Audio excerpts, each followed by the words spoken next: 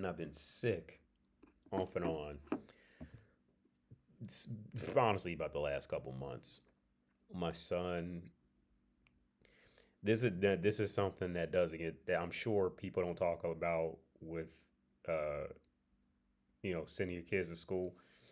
But and I can only assume that this is one of those things where it could potentially get a lot worse is illnesses. So like I've always heard about, kids they go to school, and it's just common logic. Kids go to school, they get sick, and they bring home the sickness, and everybody in the house gets sick. Well, imagine that multiplied by sending your child to an international school where the kids' parents are getting family members from Turkey, London, Argentina, and they're bringing illnesses from those places back with them on the plane to come meet their children, grandchildren, family members, whatever. And then those kids, those parents send their kids to school and infects everybody with like with an illness from Singapore, right? So like these played like now looking back on it, this was a terrible idea to send my son to an international school. Because if you just think, like I said, if you think about the rate of illnesses, sending your kid to just like a small local school, right? Kids go to school because they're kids. They touch everything, put everything in their mouths. They're filthy, right? Kids are going to get sick just in a local school, right? Like I said, now amplify that by kids that are either internationally traveling themselves or are in contact with people who are traveling internationally in the in the city center of Prague and in any city center, or their family members are coming or whatever, or they're coming across other kids who flew here traveling from Spain for a vacation and they're playing with the kids in the park. Dude, this shit is not easy. So I've been sick off and on like the last, I don't know, about the last 2 months. In all honesty,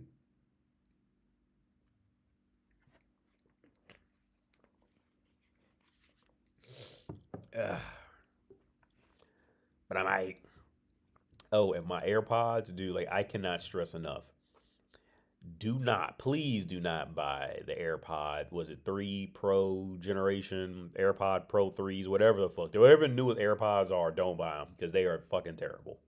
Okay, mine were so bad in comparison to literally a pair of what $20 earbuds I got, that I took them back to the Apple store to check on them to make sure there was nothing wrong with them. And they just sent me an email this morning saying, "Yeah, you come get them. There was nothing wrong with them." The AirPods are terrible. Like I will pay you $20 not to go buy a pair of AirPods. Okay, that is not 250 $300 worth of product at all. I severely I will go on. I don't care about getting any I don't care about sucking Apple's cock or anything like that. I completely regret buying those AirPods. If I could return them, I would.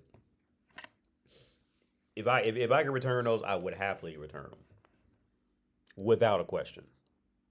Those AirPods, because I'm using these like those $25 air. I've been using those since those AirPods have been at that. Well, it's their Apple stores, not the real Apple store, because Apple they don't have a real Apple store in Czech Republic, so they use these iWants and iStyle or whatever. They don't have actual Apple stores in Czech Republic. So I took it back and I've been using my $25 earbuds ever since, and I've been really in reality I've been more happier with those than the AirPods. So another quick rant about Apple shit. Do not, please don't buy the new AirPods. They're just not good. They're just not good. People want to think they're good just because they're Apple and they probably didn't try any other ones. But but no, they're just not. The noise canceling is noticeably better, but it's not $200 noticeably better. It's like in my opinion, the a proper price for AirPods would be about $80. I would say in the market of like going to the store, maybe 100, but no more than that. All the technology's caught up. Everybody or got or is better. That whole Find My feature and all that. I mean, it's cool, but of course, if you pay $300, they better make a Find My feature halfway decent. They're just not good. I'm just not a fan. What's up, Biscuit Oliver? Is that Oliver Biscuit, the alter ego, the Uno? What's up, man? Plug plays. What's up, man? What's good? I got the AirPods Pro Gen 2. I think they're. You know what? Most people said that the twos were either good or better. I think it was something else in other reviews. I've never tried them, so I don't know. Um, if you have if you have a solidly decent working pair of AirPods, by all means, do not get the seriously. Just don't even realize just I strongly recommend to pass on those new because they're just not good. On the AirPod Pro 3s or whatever they're called. They're just not good. I'm just not impressed. And then here's the thing, because when I first looked into to new ear headphones or whatever you want to call it, when I first looked into them, I was getting ready to get the Air. What was it? The AirPods Max, the ones with the cans, right? Those are the first because I was listening to I think his name's Marquez Brownlee, the MKBHD or whatever the guy's name. I don't know what the fuck it is, some alphabet shit. MKBHDYZ. It's a black dude who's real popular on YouTube. And I was just listening. And I was listening to him his review, and I'm pretty sure I remember him saying that those were like the best quality headphones you can get until you get to like legit studio quality headphones. And I went to go try those out, and I was not impressed. Um, like my taste for headphones, I had to have some bass in it, and I want bass that where I'm going to feel some part of my head shaking a little bit or rumbling or rattling or something. If it's not doing that, I don't like them. And I tried those AirPod Maxes at a Apple store here in Prague, and I was absolutely not impressed. I was not impressed at all, at all. I thought they felt good. The build quality was good in them, but in terms of actual performance, there was nothing about them that should be. I think they're like $600, something like that. There's absolutely nothing about those things that are worth $600. Period. I tried every song because at the time, because I was going through earbuds and I had some JBL earbuds. I did return those. They would let me return those at this other store, and I literally would play the same song back to back on the JBLs that were like $50, or I don't know, those are like $100. The JBL ones I had, they were JBLs. I would play a song back to back on the JBLs and then play it on the AirPods, the AirPod Maxes, and there was the noise canceling wasn't spectacular. Um, the pass through wasn't it was nothing special. Like that is overpriced junk, in my opinion. It, it, it that's my opinion.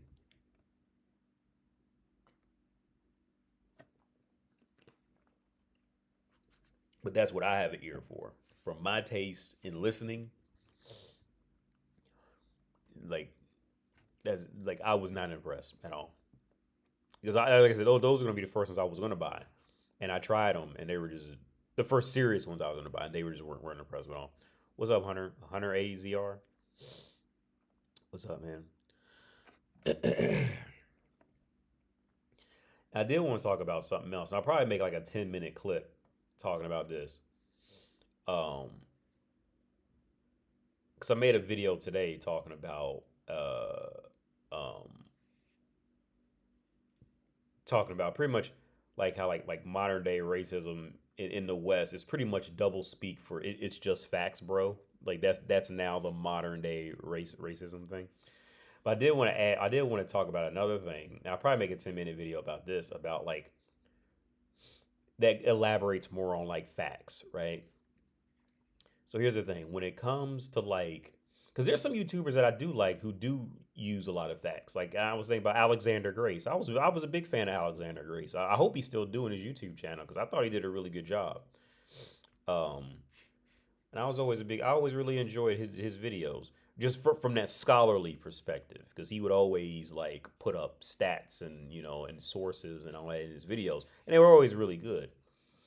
Um, and I hope he's still doing his channel because I thought he was great. I haven't watched him in a long time, but back to like the Myron Gaines kind of guys who like you can tell like everything they've ever learned came from a book, which is nothing wrong with that. But there's guys out here like me who are actually like out here for real and living life for real. And this is another area where I'm scared for youth, for younger people who are coming up, and and YouTube and the internet has turned into this say anything to get clicks kind of thing. If you say anything, as long as you can keep stirring up emotions and getting attention, then you'll get more clicks. And you can build your career like that. Um,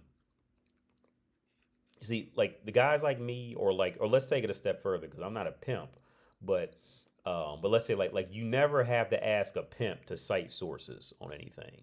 See, people who are actually living life don't have to sit up there like the Myron Gaines do and sit there and just like be able to just rattle off numbers and statistics. Like I said, go ask an actual pimp to rattle off exact statistics from the labor office and all this. They won't know because they're living life, right? They're actually in the world and doing things in life, right? And see, this is where I think youth will have a very hard time, especially over the next 5 to 10 years, with the newer youth.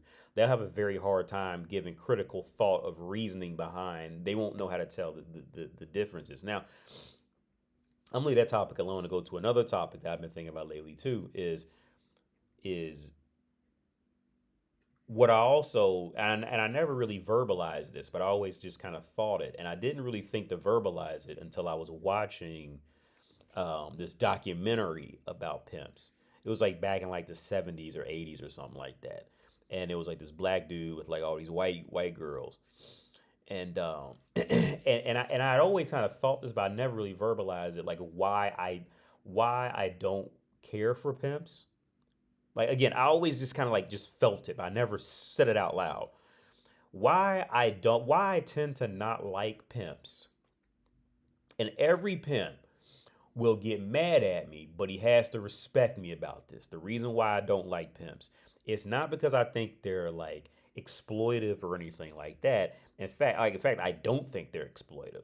I think in my opinion, I think for society to try to like label pimps as exploitive shows their naivety to the reality of the situation.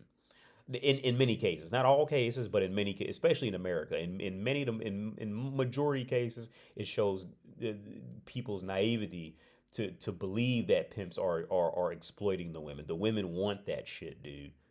Okay, and everyone will tell you that if the woman didn't want it, she just wouldn't do it because no man could stay with her 24 hours a day, 7 days a week. If the woman didn't want to do it, she would find a way to get up out of there, just like she'll find a way to get away from a very nice guy. Okay, now the reason why I don't like pimps, this is the toy sword I got from my son for Christmas. All he does is he just bit the end of it and ripped off the bottom, and we just walk around doing this all day. But anyway, the reason why I don't like pimps, it has nothing to do with their character with women. It has nothing to do with how they treat. I think they treat women. In fact, I think pimps are the best men for those types of women. I think pimps treat their women perfectly fine. I don't think they exploit them. I think they treat them with the respect they actually want, because that's why the women they'll stay. The reason why I don't like pimps is because they always end up being extremely childish in the end. And to date, I've never known, heard of from someone else of a pimp who ever grew up in this very vital department.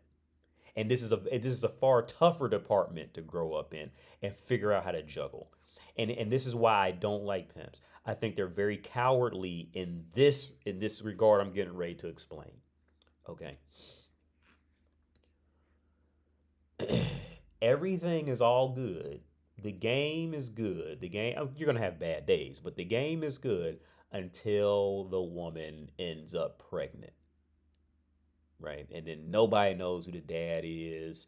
The pimp doesn't know if it's his or if it's a John. And the pimp may even try to take care of her for a little while. But I even have a good friend of mine back in Ohio. His father was a pimp. They always end up just kind of giving the kid up to the system. And especially if the mom dies or the dad dies, the kid just kind of like ends up this tangible object just floating in the wind. Like they have no adult sense or preparation to think, okay, this child is a life. There's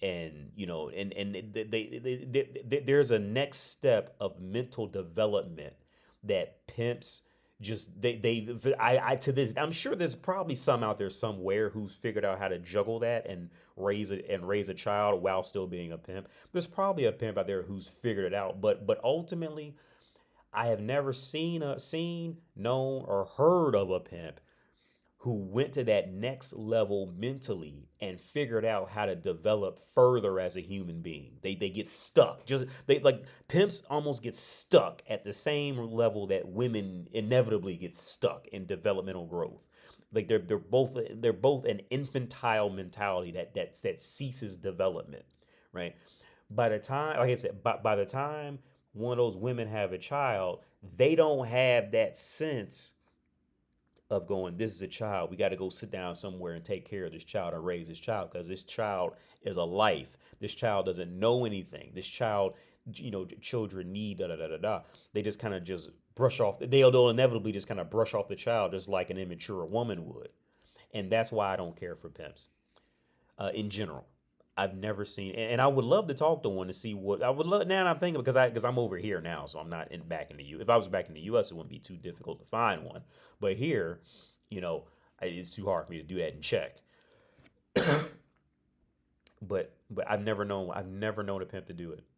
It's like they're mentally stunted, and I can sense the weakness behind that whole facade of like trying to appear, cool and all that with this bright colored shit or just this or trying to sit down like they're relaxed. Like I could always see through that shit. Even with guys even with somebody like the Tindler Swindler. Remember him? Like I'm a fan of the Tindler Swindler. I think that dude is my hero for the context where he was a Tindler Swindler. But these guys generally don't. It's like here's the hard part. It's like by the time a man usually takes the time to figure out a woman or figure out women in general to the point where they could stand toe to toe with them on emotional conversations, arguments, debates, whatever. By the time a man figured out how to fully sit down and go toe to toe with a woman and figure out women in general and be able to predict what women will do and these kind of things like that. It's like it goes back to that saying: if you argue with a fool, you become one. And that's what generally kind of like they become the fool at that point. They become the idiot, right? So like, let's say like for example, for me, right now in my life, because I kicked out my baby mama, she's gone. I kicked her out the house. Her keys are now my spare keys that are hidden in case I lose my main pair of keys. Now that's not to say she can't come back if she starts, if she fixes the problem. But as for now, I kicked her out, right?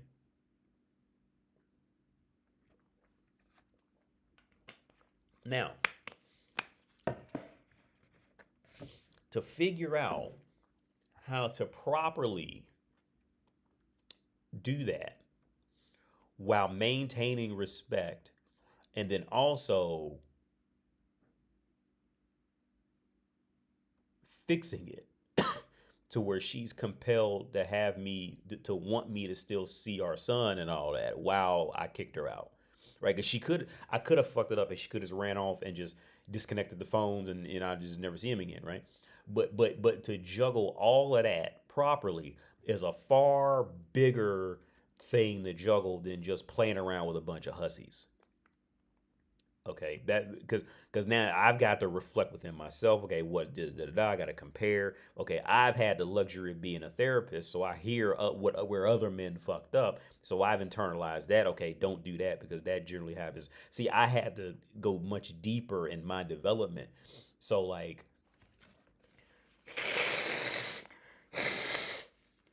so by the time a child is born, by the time a child is born, that's a hard thing for a lot of men is to, that's why I say most women declare divorce first because most men develop too much loyalty to the woman and the woman picks up on it and then she'll just use it as weakness. For example, okay, the women who don't, the women who run away with the kids, women only run away with their kids. Okay, well, two types of men. One type of man is just a violent dude who's went to prison and he was completely fucking up. A woman will try to disappear from him.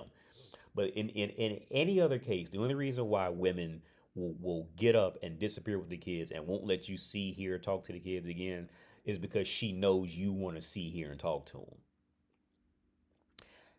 Married with Children had a snippet of this when Al Bundy go Google when Al Bundy went to the dentist, right? And his dentist is going through a divorce, and and so he gets a phone call, and on the phone call the dentist goes, "Well, what does my ex-wife want? She's already taken the house, the car, everything, right?" And he goes, "She wants the baseball cards." And he goes, "Why would she want my baseball cards? She doesn't even like baseball." And he goes, "Oh, because she knows I like them. She knows I like baseball cards. That's why she wants the baseball cards." Right? So it's no secret. It's no secret.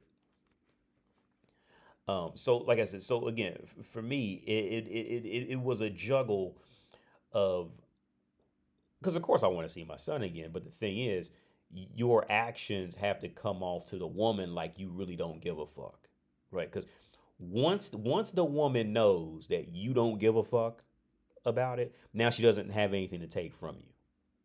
If anything, she wants you back in there. If you don't, the women who always initiates divorce, this is why the women always initiate divorce first, and they take the house, take the cars, take the keys, take the clubs, take all this, take the clothes, take the shoes, everything, is because she knows that you want it.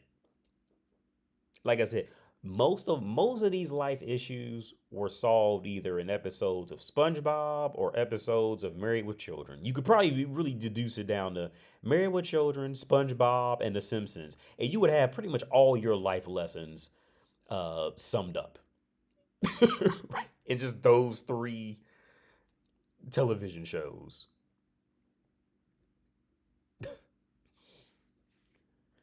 The Marco effect. What's up, man? You've been going through a similar situation as you. You've been sick for a few days, but not with the same girl. But not with the same girl no more right now. Word up. It was good to hear from you, man. I'm glad. I hope you're getting better. So, are you going? Oh, are you go over your videos on the specific facts, people? Maybe. I'll probably do that in another part. Alexander Grace is now red pill instead of purple pill, but those women interviews were awesome. It's complicated. It's complicated channel. It is also great, but most people he interview are under the influence. Word. Oh yeah, I was a big fan of Alexander Gray. I thought he did a great job. But like I said, there's a difference. I just farted. There's a difference between like okay, guys who are really, and like I said earlier, I'm really afraid for the younger populations because they won't know how to tell the difference pretty quickly about these who's actually out living life and doing things in the world versus who is essentially Matt Damon. What was that movie with Robin Williams when fuck what Goodwill Hunting. See, a lot of you, I won't even say a lot of YouTubers. I would say a decent. Here's the thing. I think most YouTube philosophers end up becoming Will Hunting. Is I think that was his name in the movie, and he just named it Goodwill Hunting. But I think the guy's name was Mouse just died. Was Will Hunting. Um, the most YouTube philosophers will be Matt Damon in Good Will Hunting. There was so for anybody who's never seen that movie, Matt Damon plays just this. It's really a dumb movie. If you listen to like C.J. Lewis or whatever that good dude's the comedian, he makes fun of the movie how ridiculous it is. But and it was honestly one of those last movies like that came out the 90s where like some dude was just like a random crazy intelligent person for no reason. Nobody knew why. He just automatically knew the secrets of the universe and through mathematical equations, and he never took a math class his entire life, kind of thing. Like that. Like there was a lot of movies like that in the 90s, and the early 2000s was about the end of that. But there was so Matt Damon played like I think it was like a mathematical savant or something like that, and he worked with Ben Affleck on like a construction site. I think Ben Affleck played like his older cousin or something like that. And so Matt Damon would go to school and meet this teacher. I think it was a teacher that Robin Williams played. And and while Matt Damon's character was real smart, Robin Williams had to sit him down and calm him down and said, "Look, man, like yeah, like you have a lot of book smarts. You know, you're really good with books, but you've never known what it's like to look up to be in a Sistine Chapel and look up at the art. You know what I mean? You never known what it was like to watch a spouse die. You never known what it was like to be in love with somebody. You've read what love is in a book. You've read about the Sistine Chapel, but you've never actually gone out and experienced it. You see what I'm saying? So in that regard, it's like see like in most general YouTube philosophers, a lot of these guys are generally going to be porn addicts for real. See a lot of these like these Myron kind of guys, like a lot of these guys who they'll know all the stats, but they don't know reality, right? So essentially they're no more than porn addicts. They've been watching a lot of porn, so now they think they know what sex is. There's not much difference in that. There's not no difference at all. There's no difference. Just because you watch porn and you read about sex does not mean you know how to have you know what the experience of having sex is. Just because you can read what a tattoo is doesn't mean you know the experience of getting a tattoo and what it feels like. That's a whole different thing. And that's what I'm afraid of the younger generation won't know how to tell the difference between guys who are genuinely doing this, doing life versus just reading it and then kind of like dabbling in it for like 5 seconds and then run away. Like for example, okay, another situation like you can say like because I have a cousin who used to do this. She was in the military, and she would always come back and say, "Yeah, I've been to like I've been to Amsterdam and I've been to Switzerland and all this." When she really just went to the airport and sat down on a connecting flight to the other city, right? So like if you didn't apply thought to it, you would believe her that she went and did all this stuff when in reality she just flew in to the airport on a connecting flight for like an hour and then flew out, right? And see, that's what I'm afraid of. That's another example of what I'm afraid of for the younger generations that's coming up. Like they're not gonna know how to really compare thoughts. They're just gonna follow crowds and followings. And like for me as a kind of older dude, like that's that's a little scary. I mean, that's why the children from a pimp becomes broken. Pimps don't have loyalty or duty to become a pillar of his family for his children. The Uno, but yeah, yeah. What's up, Gaines Day? But yeah, yeah, I'm not a fan of. I don't like I I don't have an issue with pimps as long as long as they essentially stay big ass teenagers mentally. I don't have a problem with pimps. I think pimps are great, but more often than not, at least from my relatively limited experience with pimps, they don't have they never grow out of being teenagers. So let's say if in general the average woman mostly does all the growing she's going to do at 12 years of age. Pimps grow to become about 16 to 17 years of age mentally before they just stop. Now, of course, I mean, they do learn other little manipulation in real world things. Don't get me wrong. I'm not saying that they stay wanting macaroni and cheese their whole life, but they don't want their moms making grilled cheese for them their whole life. They do get this independent sense, in the sense of like, okay, we need money, blah blah blah blah. But in the sense, like the Uno said, like they don't get that mentality. They never reach that next level of growth as a man. Like, I mean, technically they could be a man chronologically and given the context of being with a woman, as long as they both stay big ass teenagers, but they never grow to that next level of knowing that, like, oh shit, like that child is a human life and we need to, genuinely take care of it. Like like I've never known any to properly. Now if you now a pimp who can juggle that and then still pimp bitches, now that is a hell of a pimp. That's an impressive pimp, in my book. But most, the Uno said, like anyone, like a good friend of mine, he was born, his dad was a pimp and he grew up in orphanages, was in trouble his whole life. He got his shit together now. Makes more money, a lot more money than I do now.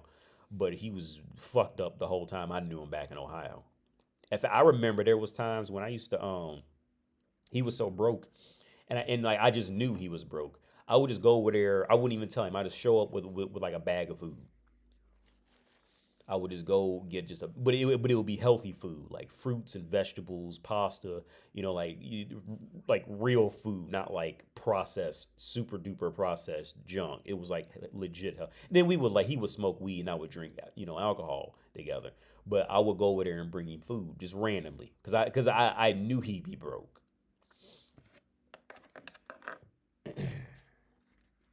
And he just kind of lacked that entire sense of just development on a whole.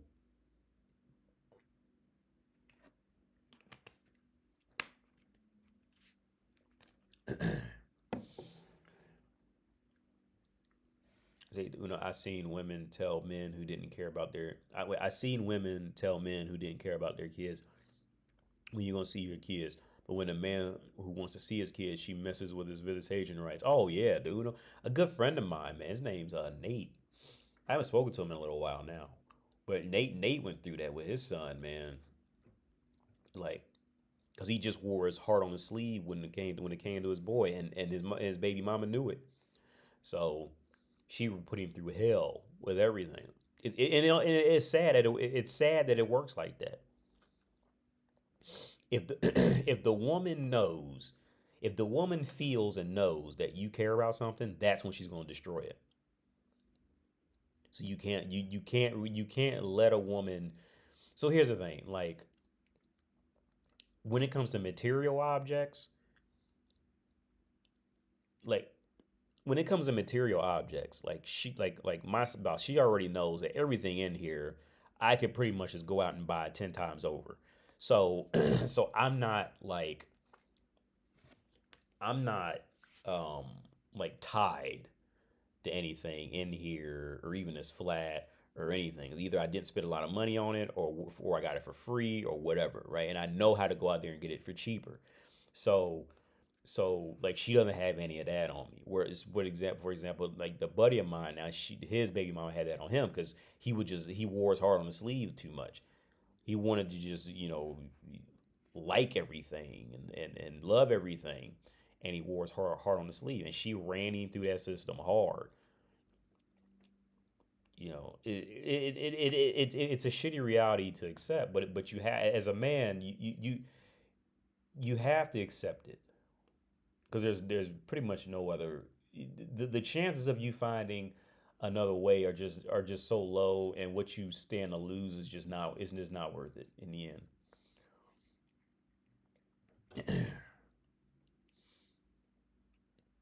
But yeah, how many times have you ever heard a woman? Uh, how many times have you ever heard of a situation where the man clearly didn't care if the woman was there or not, And how many times have you heard of the woman not letting the guy back into her life if the guy didn't care? How many times? It's always the guys who care. Those are always the ones that they end up getting repelled by and all that. DeMarco, what's up, DeMarco? Been good now. Have close to 30. Oh, word up. You got 1,300 subs. One of the problems was my channel for her, but I would also watch your live streams out loud, and she wouldn't like the things you would say. So no, here's the thing. With these situations, here's the thing, and this is why I want to make very, very, very clear, man. It's not anything negative against you, DeMarco. The thing is, and I was just talking with the woman. She's about my age, and I teach her English. The director down here at this bank in Prague. We were talking about life last week, and I told her, because she tells me because she has two boys. And she tells me which son she likes, and the other one is just, she says he's terrible. That's literally her exact words. He's terrible. He's like 17, something like that. And he's fucking up at school. He's fucking up in life. Here's the thing, man. And when I told her this, she said, yeah, this is true. I said, look, women always know the truth about these things for real. Is that some women just like to play pretend or hope that like somebody else will do something so she can say that the other person got mad first, so that way she doesn't have to explain herself. But women know the truth about social relationships more times than not. When it comes to social relationships, it's the men who usually try to who usually try to hold on to some righteousness, behind closed doors. But when you get behind closed doors, the women let loose. Okay. So DeMarco, with your girl, here's the thing. Here's the thing. Okay, I'm not gonna say she probably wasn't mad, but the thing is, she didn't know how to live with reality, because she's probably younger, because I think you're younger too. She's probably just younger, so she didn't know how to live with reality. so she just ran away. But she knows it's reality. It's a hard thing to realize, especially for women. Here's the thing. Women will either be extremely turned on or extremely repelled by guys who openly acknowledge reality. Either it's just that card. It's just that game. Either they're gonna love you, or they're gonna hate you. They're very rarely, because they don't know how to just like women will always take it to an extreme. It's never gonna be it's very rarely just gonna be like, you know what I mean? It's got to be an extreme. So just as fast as she left you and all that, look, there's just an equal chance that she would have, loved me and loved you for it, and laughed about it and had a good time that night. But here's the thing. That's not to say that these women or whoever they don't like. More times than not, these issues are problems within themselves. Because most people you're going to come across in life don't want to acknowledge reality, because reality hurts. For example, one exercise that I do with men and women, when they come to me and ask me about dating and all stuff, why it's so hard, this is one exercise that I use is this. I tell them, okay, look at yourself, look at your life, look at everything you've done in your life, right? Now, would you be excited to date you? Would you have interest in seeing you? If yes, then that's cool. And if no, then become the person that you would be interested in. Become the type of person, as far as personality wise goes, and life stability goes, become that person.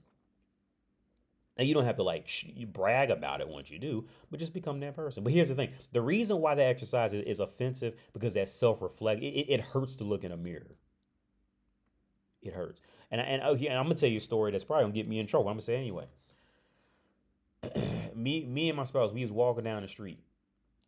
And this is probably about at the tail end of when I ended up, this was actually when I ended up kicking her out. I knew when she said this because she told me "fuck you" and I walked away on her. And that's when I knew I was gonna kick her out that evening. I knew it. She wasn't gonna stay here too much longer. We were walking down the street, and she goes, "I want my life back. I want to travel again. I want to do things again." I said, "What are you talking about? You've never done any of this. You never traveled on your own. You never did any. Look, you were a basic employee at a basic shop. Like you were never anybody interesting. Where are you getting this from that you wanted back? Like that was I said like that sounds like my life, but that's like your life." And she just looked at me and went, "Fuck you," and walked off, right? And I walked away, and that's why I knew I was gonna kick her out because she had the audacity to say "fuck you." I ain't saying that. I ain't say anything mean to her. I said the exact truth. There was no lie in anything I said at all. It just is what it is. And so like I said, when it comes to these reality checks, people are either gonna love you, either you're gonna be somebody's shot of whiskey, or shot of poison or shot of I don't know toilet water. Like either you're going to be a shot of whiskey or a shot of toilet water to people.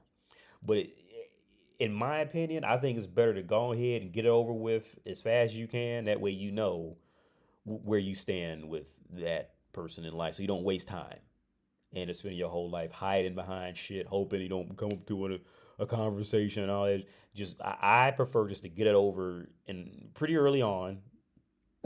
That way we know where that way I know the result. I know where we stand, all that, and it's over. It's done. But yeah, that was the reason why that it was because she said "fuck you," and that's when I knew I was gonna kick her out.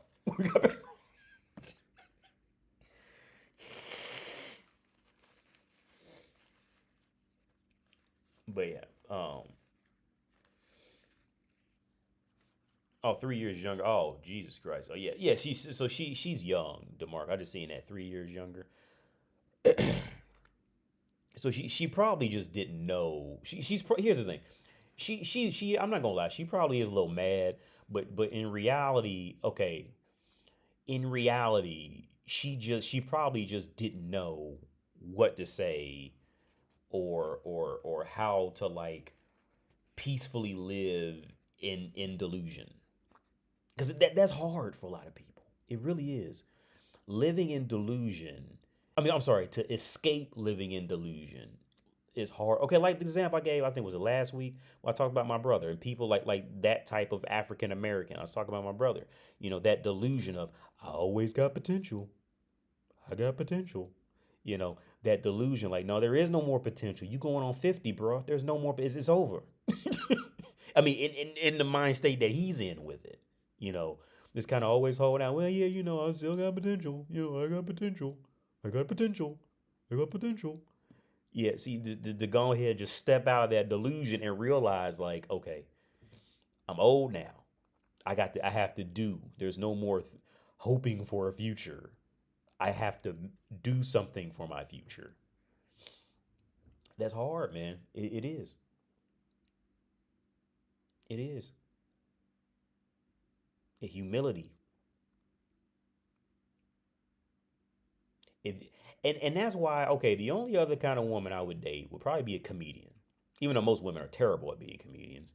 That would probably be the only other woman I would date is a woman who has to have a profession that she has to acknowledge humility in some sense. So a comedian or a woman who's in a the only women I would date is I just added comedian now, even though most women are terrible at being comedians. Um, but to at least acknowledge a sense of humility and openly talk about it. Either that kind of woman or a woman or a younger girl who's like legit in college for a legit degree, not some like communications or creative writing degree. No, this woman is going to university, to a serious university, and she's seriously studying to seriously become, to get a real degree, and it's clear that her parents are on her for it, or she's super serious about it, and she's going for at least a master's. Okay, at minimum, either a woman like that, or or or a woman who is already developed in something. Those are only women who I would even consider. You know what gets real depressing is when you see or hear like women who are like turn like 27, 28, 29, and they still working in the mall or some retail store, and they never went further in high school. And like that shit is like so depressing, man. Like that is an immediate no. All right. Like if I see a woman working in a coffee shop and she's clearly older 20s 30s kind of thing, that's an immediate like the younger me would have still taken her. Older me, nope. Once she's hit them ages, no. And she's still working them kind of jobs, absolutely not. That is an immediate no with a capital E. All right, immediate.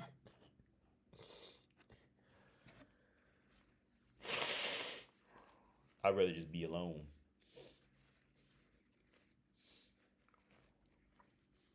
I'd much rather be alone. Oh, you reviewed it. Oh, Dr. Thunder, what's up, man? How can I recover from information overload? Overload. Rainery August Vivas. I hope I pronounced it right. How can I recover from information over? Just take a break. Honestly, if you can.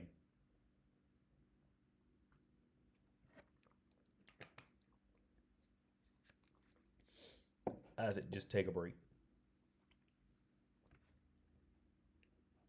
Thanks for reviewing the video, man. Say, how's Kratos and the fam doing? Oh, they kicked out, man. Baby mom was tripping, but baby's fine. Everybody's healthy as far as I know. You played Ninja Turtles today? Now you know what? I just tried for the first time that Platinum Games Ninja Turtles game, and it really isn't that bad. Um, this is Platinum Games because I'm a big Platinum Games. If I hear Platinum Games makes a toothpick, I will buy that toothpick. All right, I'm a big fan of Platinum Games. So Platinum Games made a Ninja Turtles game. I think Turtles in Manhattan or Made in Manhattan or something like that. And I finally tried it for the first time, and I had fun with it. The boss fights were good. Everything else is pretty bad, but the boss fights it was Platinum Games. It's a Platinum's game. Like the boss fights are always at least entertaining or colorful or something. But like it's that typical like I think they're Japanese. It's that typical Japanese formula of just like enclosed battle room, enclosed battle room, enclosed battle room. Some, it doesn't have a pretentious storyline, but it's still like this, this storyline of great importance, but nothing ever adds up. You know what I mean? It's like, it's pretty worthless, but it's fun. Like I said, I had fun with it. This battery's probably dead. This mouse keeps dying. No, these batteries ain't dead. I think this mouse is fucked up.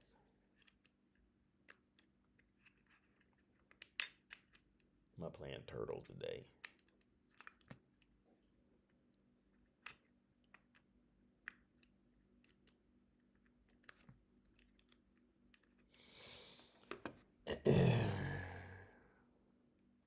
I'm living that moment right now. She told me if I get killed, she would be mad at me because of the videos I make. That's when I knew it was over.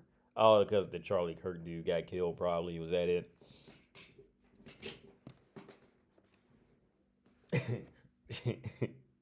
Yo, that's so crazy to me how like in America like they made that like such a big deal. You know what I mean? On the internet, they tried to make that a big deal on an international level. Like that is like disgusting.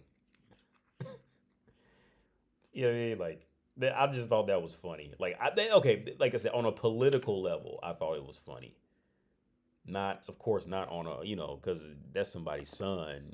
Not on that level. That's horrible. That's somebody's kid. Somebody's level. It was fucking hilarious. I thought it was pretty funny. It was hilarious, but it was pretty funny. But if other people was taking it serious, like jobs would like fire you or you get in trouble at work and all that shit. That was crazy.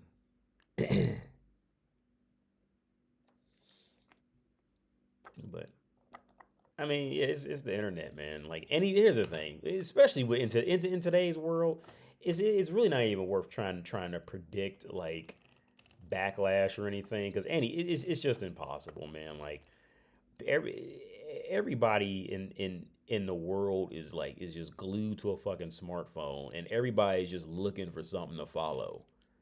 Like, and what's weird is that like I remember it wasn't like that. It's only gotten like that here in Prague, probably over the last 2 or 3 years, where when you get on a train now, everybody's like looking in a phone. Like that's new here. That was not new. Like everybody is pulling out a phone and they just sitting there scrolling through Instagram and all this silly shit. And and I never do that. Like I thought I was weird because like I never feel the need to scroll through Instagram when I'm out in public. You know what I mean? The only time I scroll through Instagram is when I'm taking a shit. Sometimes when I first wake up, or it's like in the middle of the night and I'm up, and I'm just like laying there. But like if I'm out and about, no, I'm not scrolling through social media. You know what I mean? Like I just think it just doesn't even feel right to do it. Um, this mouse is fucked up. Now it says connected, but it's not moving. Yo, thanks, man. I'm gonna read. I'm trying to get this. I don't know what's wrong with my mouse. It's like tripping the fuck out. But you know what I have been using a lot though lately? My VR headset. Where is it at? Because I was just on it. I was charging in other rooms. I'm gonna use it for sim racing later. But I got that Quest 3 headset thing. And I'll be honest with you. Like VR porn is pretty like I'm not a fan of VR porn. I tried watching VR porn on it. It's just like VR porn. I don't want to bash VR porn, but I think VR porn is the best for, and this is the other area where I think like younger generations are going to have a much harder time. Is that VR porn is really in a situation where it only benefits guys who maybe just cannot get sex, or they're not used to seeing women who look like that. Right. So with me being in Prague, like you see women in that you'll see they have them like them women in most of the women in VR porn are like the trashy European girls. Like those are like trashy girls. I remember I watched this documentary about the guy who sent a webcam model like $200,000 and he killed his family. And when I seen the girl, look, that is a trashy Eastern European girl, dude. Like, period. I don't even got nowhere. I think they ended up saying she was from Bulgaria. But like, as soon as I seen the bitch, like that is a trashy European girl. In America, she would be considered exotic. But over here, that's a trashy girl. You know what I mean? Like, that girl would have a hard time in a brothel. Okay. And he gave her $200,000. But yeah, back to the VR porn thing. Like, I'm not a fan of VR porn. Like I said, I try watching it.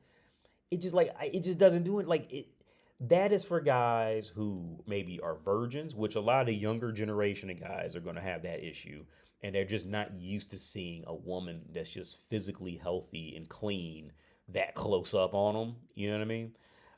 It's for guys who maybe they have a hard time talking to girls, but they want to be close to a girl. It can fulfill that. But in terms of like actual sex and all that, like it's terrible. Like, and it's really sad because VR porn, right? I think it's pretty expensive to make it, so that adds another area of like, okay, there's not going to be any creativity because only relatively speaking rich people can afford to do it. And whenever you have just rich people making things, it's never going to be good. It's always going to be flavorless, seasonless junk. And that's what every VR porn thing I've ever tried was just like vanilla junk. That's not to say somebody else couldn't, benefit from it. To me, VR porn is a way, because I know that's the first thing that people are going to think if I talk about a VR headset as VR porn. So I'm going to get that out the way right now. I think the only VR porn that I could watch, the only VR porn actress that I could watch is Ava Adams. For some reason, Ava Adams, when she was still in her prime, like she is just like perfection to me for some. I don't know what it is about how she talks and how she's built, but it's just like perfection. No other actress in VR porn does anything for me at all. Anything. Right? Um But what I have been doing was I just been watching movies on it. I just lay back. I watched Fantastic. No, I watched the Thunderbolts movie. Now, I'll be honest with you, I stayed away from Thunderbolts because I thought it was going to be terrible. And I fucked around and gave it a chance, and I actually genuinely liked it. Right, like and when it ended, I can't wait to see Thunderbolt. What's say Thunder? The new Avengers and Bob. Like I want to see all the motherfuckers again. Like I can't wait to next. And then I fucked around and watched Fantastic Four on it. I was like, yo, Fantastic Four. Like they couldn't have told. Okay, for anybody who's into Marvel, like before the movies, of course, like Fantastic Four was just never anybody's favorite. Like they were just like spot fillers. You know what I mean? So the fact that they made a movie that well and then started off with Galactus in it. And they didn't pull any punches like that old dumbass Fantastic Four movie from like 2003 or wherever the fuck it came out, where Galactus was just a big smoke ball. No, they didn't pull any punches. It was Galactus, this motherfucker with the horn thing and everything. They kind of changed up his reason for existing and all, or what he was trying to do and all. They kind of changed that. The only area where they dropped the ball with me, it was two areas, but I can't complain because of a good Fantastic Four movie I never thought would have happened, so I can't complain. But if I had to nitpick, there was two areas that where they completely dropped the ball. One, Reed Richards, the dude that's playing, he don't need to be playing Reed Richards at all. Like I don't even know. I mean, he didn't do bad, but like he just doesn't have the character at all for that. And the Silver Surfer, they made silver. They flat. I thought they was gonna try to because I had seen memes about them like Marvel becoming woke and making Silver Surfer a woman, and I was like, okay, well maybe they're gonna like make another Herald actually. That's the one, and we're gonna get Norrin Rad later. That Norrin Rad is who Silver Surfer is. Um, um, but in the movie it became very clear like no, they just fucked up Norrin Rad. They fucked over Norrin Rad and made her the Silver. They made it very clear of where she came from in the movie, and she became Silver Surfer. To what I'm assuming, she saves her daughter. She offers herself to Galactus to become his herald to save her daughter and protect her planet. So they pretty much just like thoroughly explained that they just completely fucked over Norrin Rad and just made Silver Surfer a woman, which I thought was there was no real need to do that. Um, and there was another slight nitpick, and I think I kind of know why they did that. So for those of you who knew Fantastic Four before from the cartoon show back in the '90s and all that, the Thing's girlfriend, if I'm not mistaken, was a black girl named Alicia. And I remember I could for some reason because I still remember the episode where she like because the Thing always thought he was ugly, and Alicia, she's blind, she can't see, and she touches his face, and Alicia thinks he's beautiful, and that's his girlfriend. So the Thing's girlfriend is a blind black woman. But in this remake, it's Natasha Lyonne, which I don't know how the fuck they came to that conclusion. Because I like Natasha Lyonne. I think she's cool, but I don't know how they got. I don't know how the fuck they came to the conclusion to get Natasha Lyonne in there to play the Thing's girlfriend. Like, I don't know how they even came to that. Like, that'd be like getting Brad Pitt to play Ben Riley in Spider-Man. Like, how there would be there's no connection at all. It makes no sense, right? It'd be like Sheldon Cooper playing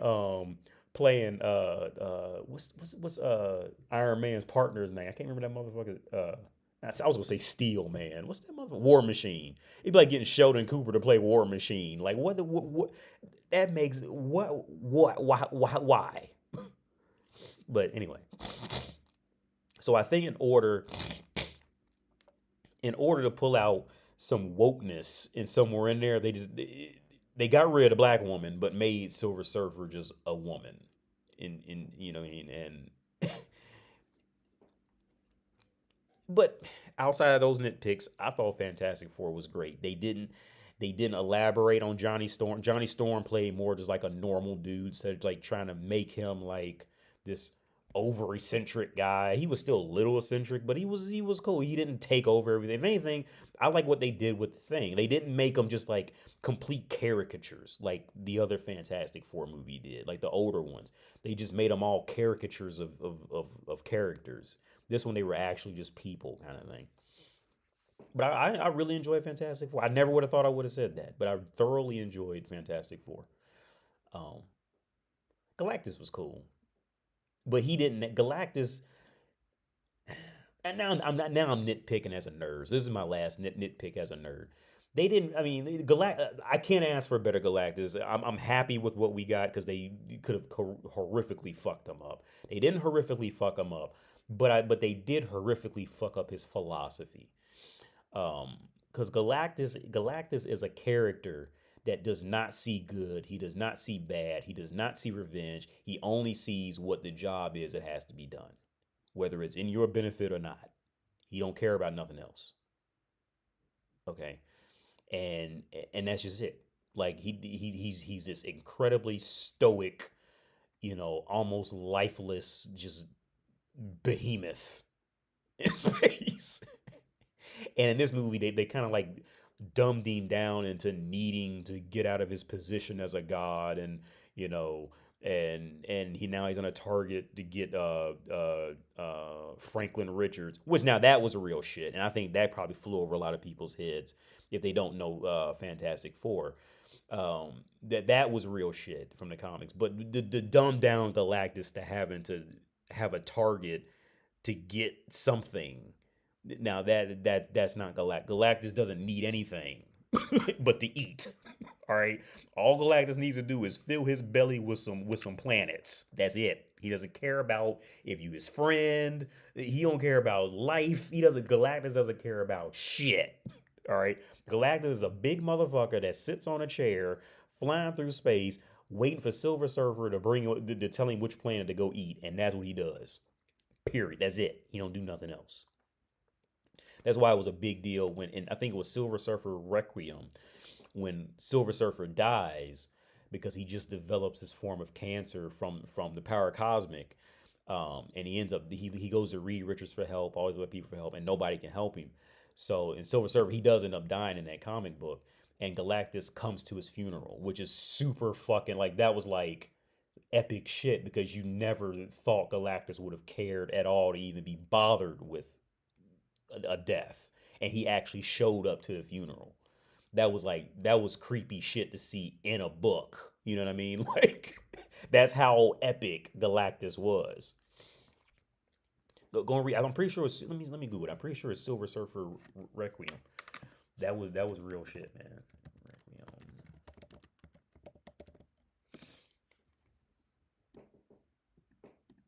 I'll change this shit to English immediately. I'm pretty sure this is the one where he dies. Oh yeah. Now his ride is about to come to an end. Yeah, that's where he dies. Yeah, his ride is about to come to an end.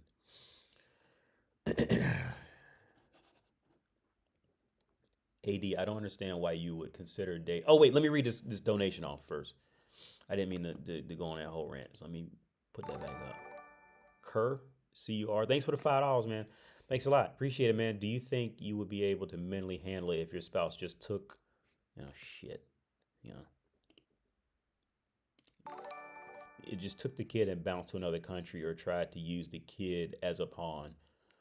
Well, used as a pawn, I really don't know. Okay.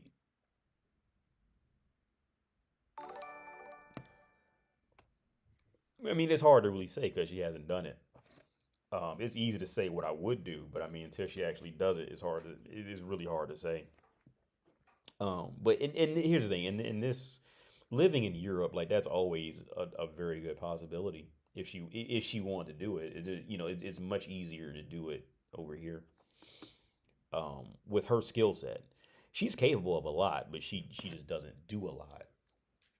I've always told her she's better than me, and I've always told her my spouse, whatever you want to call it, spouse, wife, ex-wife, whatever the fuck you want to call it. I've always told her this. I've never told her anything else. I've always told her she's better than me. She speaks multiple languages. She did live around when she moved around when she was younger, when she was a little girl. And I'm still saying that she's better than me for real in the world. And then on top of that, she's a white woman. You know what I mean? She's a white European woman. She can go to America and immediately clean up, right? Um, but she doesn't. She doesn't. She knows. I've always told her that she's always been better than me in context of being in the world. But she doesn't have that willpower to go out there and be better than me. And that's where I always beat her every time, because I have the willpower and the humility to go out there and make a fool out of myself and keep trying. And she doesn't have it. She'll try one time, fail, and run away forever. But if she were to take the boy and leave and go to another country and all that, I mean, that's a hard thing to say. But it's also in the context of being over here in Europe.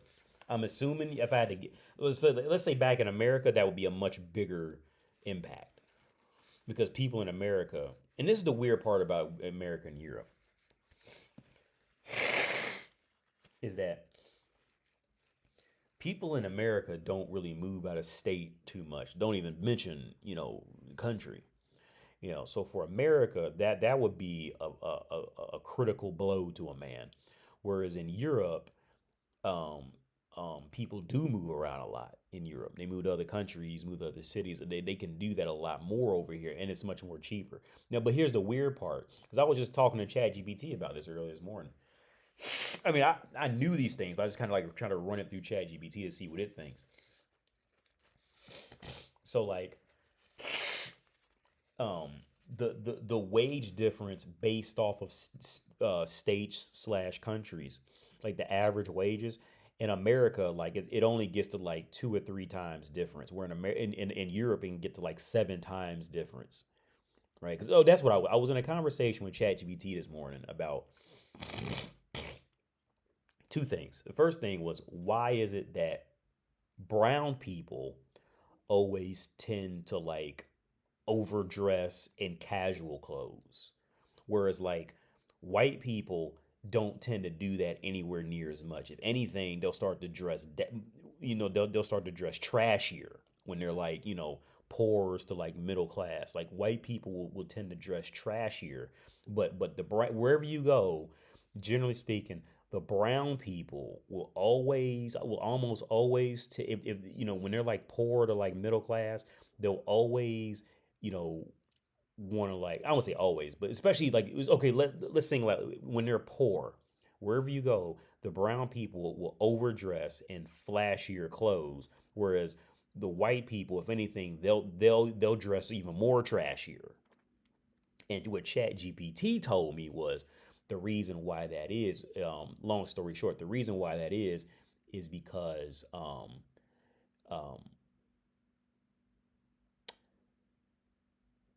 I'm going to summarize other parts of the conversation, but the reason why it is because when brown people go out and look out in the world, like brown people can very easily be forgotten and left out and left for dead. So brown people have that extra push to dress louder, to scream, "Don't forget me," right? Whereas the whites, when they look out in the world and they see successful people, the poor whites see like the Donald Trumps and the richer white guys or white people, the Melania Trumps, these kind of things. They almost grow to resent that, and they go the other way to show their rebellion against something that they can't attain, which was deep. And I'm summarizing most of it, but that was a general gist. That was one thing I talked to the ChatGPT. Oh, and the wages, the wage situation. So like, for example, I think it said like the average wage in Czech Republic, technically speaking, is like $1,800. Now in reality, they're paying so much taxes, they're only going to bring home $1,000, and this is mostly in Prague. Now, but once you go to Germany, the average wage literally doubles. Right. and they're just like literally right next door to each other. So oh, that's what it was. The other thing was why are women, why are European, why are Central and Eastern European always more feminine, and they pay more attention to how they dress, versus when you start going out, to the richer countries, the women don't care as much, about that. And it's very similar reasons. ChatGPT's explanation was very similar reasons to the same thing, like the blacks in the world, where essentially what happens is like because these Eastern European countries, they're generally poorer or viewed as poorer, so they don't want to. So these women don't want to be forgotten. So their method of control is scream, "Don't forget me. Look at me. If I spend money on clothes, that means I'm stable and I'm I'm educated and I can figure out how to go get more money." Is the women focus on staying, feminine and trim and dressing well and keeping a certain level of feminine qualities about them, or else they'll be forgotten. Now, you also get add in communism and all that, but that's the general overall core of why these women. But then what happens is, since these now oh, and this is the other part where I was going with ChatGPT was, because in America, since the general average wages are far closer together in America, there's no pressure on American women to actually put more effort into how they look and how they appear. Because if all the wages are coming, if all the wages in all the states are generally about the same, right? There is no one. Okay, there is no high quantity of women that can come in and undercut that market from these women by just being feminine and being skinny and look like they know how to take baths. There's no other woman coming in to force these women to become better women. So they're all just like turning into shit. All these women are just turning in and just they're just turning to garbage because there's no competition. Now, what keeps Europe, in my opinion, far better than North America is because, like I said, Germany is just 100 miles that way, right? So these Czech women can just go to Germany for a holiday and be around German men, and them German women got to see that. So German women, they got to do something to keep up with it. And I'm not saying German women, look good, because more times than not, like the joke is German women are they look terrible, but but they have that awareness that that competition is still out there, right? Um, but yeah, but in America, you just don't have it. Oh yeah, was there another super chat? But yeah, back to the super chat. Do you think you'd be able to mentally handle it if your spouse just took the kid and bounced to another country, or tried to use the kid as a pawn? So if she just bounced to another country, in America, that's where I started that whole rant. I- I- In America, saying something like that would be, I'm not saying you're American if you sent that, but in the mindset of an American, going to another country would be a much bigger blow, whereas in Europe it's not as big of a blow. Oh, and the weird part about everything I just went on a rant on was, because in reality, because how the wages are, you would think it'd be the other way around, that Americans are actually traveling throughout America and Europeans would be forced to stay in one country, right? But in reality, it's opposite. You know, you can drive 500 miles that way, and the average wage for most people would be, if you drive 8 hours in that direction or 12 hours in that direction, right? The average wage for most people will be $200 a month. Okay. When you go to Ukraine, especially you get out of Kiev, you go to Ukraine, the average wage for motherfuckers outside of Kiev will be at max $200 per month, right? And that's an 8 hour drive. In America, you drive 8 hours anywhere, you ain't gonna never find that. You will never find that difference in average wages. So but the weird part is, like I said, you would think that would keep Europeans in their main country, when in reality, it forces them to get creative in how to get into other countries. It triggers it sets that fire in them to trigger them to figure out loopholes and ways to get out. Whereas in America, is if you don't have, there's nothing giving people that spark to do anything, because this is an issue in America. I think that's kind of, it's one of those things, depending on how you look at it, it could be good or bad, right? Once you have a country that generally has a relatively decent education, relatively decent access to technology, relatively, average wages across the board, given, the entire country, right? Um, the downside is it brings complacency. It brings being content, right? There's no reason for somebody in Ohio to move to Missouri. There's no reason for somebody in Idaho to move to Oregon. There's no, unless they were going to college or something like that. But there's no reason to go searching for jobs unless there's like a specific anomaly. There's no real reason. So people just don't do it. They'll rather just sit down in that one place, rot their whole life, even if they hate it. But in Europe, since they do have that wage, that average wage, that severe average wage inequality from country to country, well, now you got that spark to like get creative and force and move and do things. But yeah, that's why I came on that rant. But now if she tried to use him as a pawn, I mean,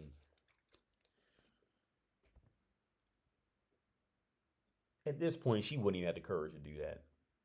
Even if she did, I don't. I mean, I don't know what would happen.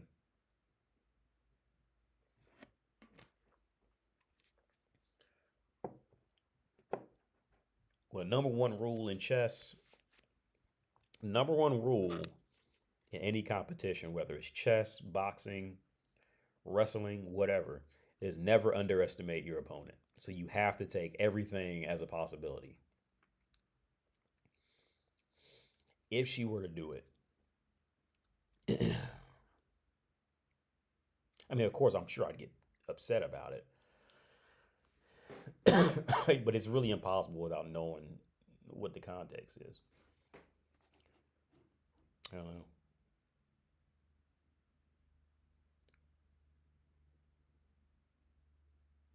At 80, I don't know why. I don't know. I don't understand why you would consider you to date university chicks. I've talked to plenty of them, and they aren't educated. They're indoctrinated. At this point, it's a rare woman who is smart and really interested in terms of personality and passions. The older I got, the more interest I lost in dating and meeting women. So Ivy Bolt, okay, not just any university woman.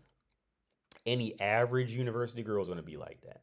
The university girls I'm talking about are the university girls who are like dedicated to university. Okay. I'm not talking about when I say dating college girls, I would stay away from I would put college girls in the same boat as a mall worker and the average one.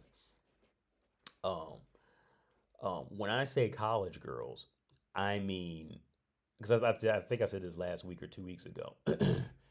Because people they say like a 40-year-old man shouldn't date a 20-year-old girl or something like that. And my thing is it depends on what 20-year-old it is. Now in college, I'm not talking when I say a university girl, I'm not talking about just a regular old, like I said, like she's studying psychology or, because most girls who study psychology are not going to become a psychologist. I'm not talking like girls who are studying communications or creative writing. I'm talking about go find them college girls who are the types like the only way you're going to meet them is if you're in a class with them. And that class has to be something specific.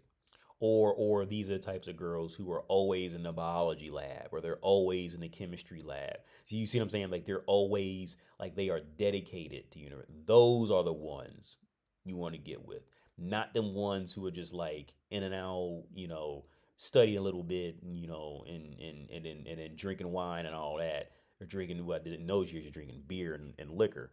But you don't want those. Those are no better than the hussies on the street. They just hussies in a nicer environment.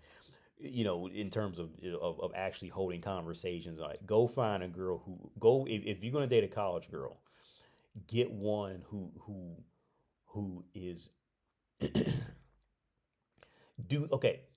It's funny how this changes. Because when girls are 20, their parents are telling girls to get with doctors and lawyers. And here's the thing, it flips. When you get older, the only girls that are really worth it are that are in college are the ones who are going to become doctors and lawyers in that context, right? Like you go get like when they tell that when women went to college to get their MRS degrees, those women were going to school. Those women were going to college to find doctors, lawyers, people who was dentists, these kind of things. People who were doing legitimate paths that took, more than 4 years to get, right? And it flips. When you become older, those are the only ones as a man that are worth anything. The rest of them are unless she takes a strange interest in you, it's just not worth it. The rest of them, yeah, people overreact when with things online. It's a lot to be said. When I feel better, we can definitely have a go. Yeah, yeah, sure. Thanks, Elijah. What's up, Jen? I'm one of those people without many social experiences, but I've sat with many people who went through the good, the bad, and ugly from start to end. I focus on my interest and don't follow the bad word. A lot,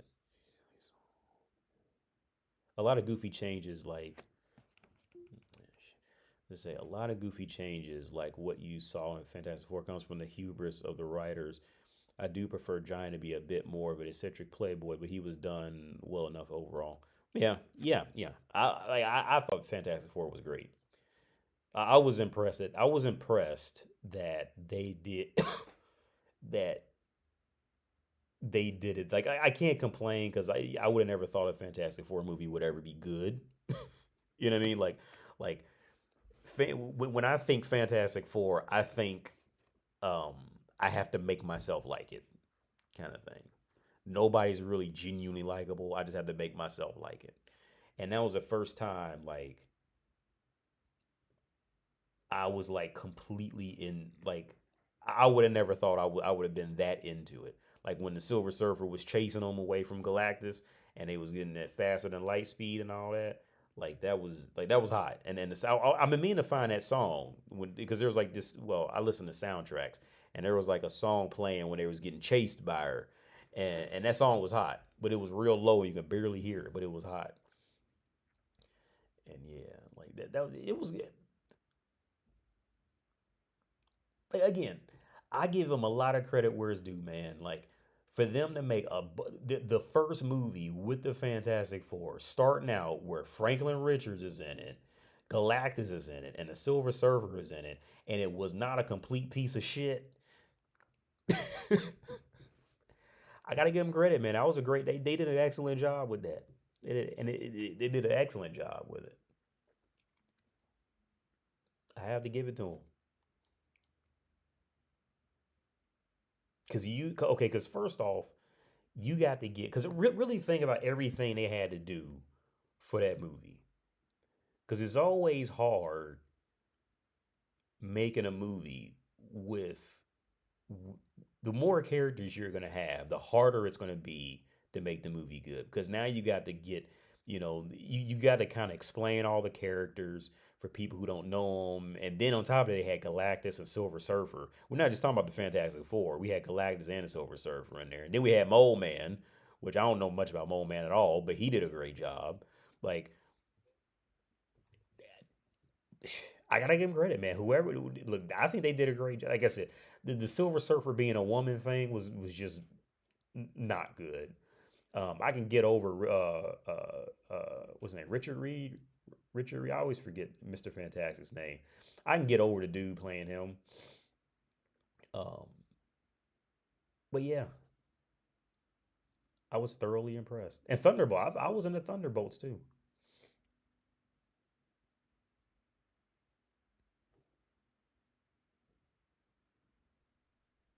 Hey D, at my retail job, I started being more proactive. I have a question. Why do women who don't properly return a cart need me to call them out before they do it correctly? I mean, some of that's just on the person, to be honest. But here's the thing. Generally speaking, men are usually more clean when it comes to these things. When it comes to like physically, men, when it comes to these types of things, and I don't mean to generalize, but because this can be a man or a woman thing in all honesty, but in reality, I think when it comes to something that's like a physical necessity of order, men are usually much better at these things than women. Women usually just kind of just throw shit around, especially if it takes some, a movement. Yeah, women usually they just don't do good with anything that requires. I was reading a book on and I'm not saying it's the bad women. I'm saying this because this is literally scientific fact. There was a book I was reading from the Charles University Library about the differences between men and women and little things like this. For example, there was another study that was done on men and women where when they asked when they asked a group of men to draw a map showing like where they were to where the store was down the street. The men drew the map with far more attention to detail to sizes of streets, to sizes of stores, to relative to the sizes of the street sign on it. Men drew everything more relatively correct, like to measurements. Whereas women had no logic. It was just like the length of the streets didn't make any sense compared to the other one, to the house, to the side. Like it was just kind of just slopped together, and they just cared that it was just there, kind of thing. Women usually and there was I had another test in my head, but I forgot. But in that entire book went on about the differences in between men and women, and just different it was a neuroscience book, just different cognitive functions between men and women that women just usually do worse at, more times than not they do worse at. Now, when it's about emotions and feelings, of course, women do that, much better. And like I was saying earlier, I was speaking about the woman I'm teaching, and we had this conversation. The thing is, like, women really know the truth on anything, whether it be family members, friends, who's getting screwed over where and why. Like, women know the truth.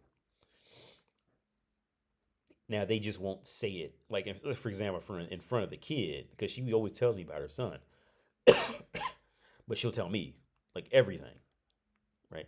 Now when I meet like older like fathers and like their kid has a problem, you know, most fathers will still try to keep up the act that the kid's not fucking up and all that, and the kid's great and all this shit, and the kid's a fuck up, right? The fathers will still keep that act up, but if you go talk to the mother usually, like it's like I said, I first came across this when I was running prostitutes in Dayton, Ohio. When you get women like separated from that entire group and you ask them the realities, the women know all this shit. Like this YouTube channel is nothing to women. The red pill movement is nothing.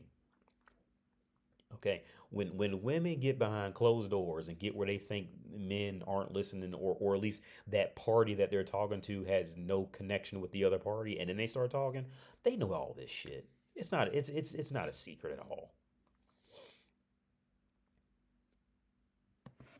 They just like to pretend mad to see if they can rile you, like just see if they can rile you up.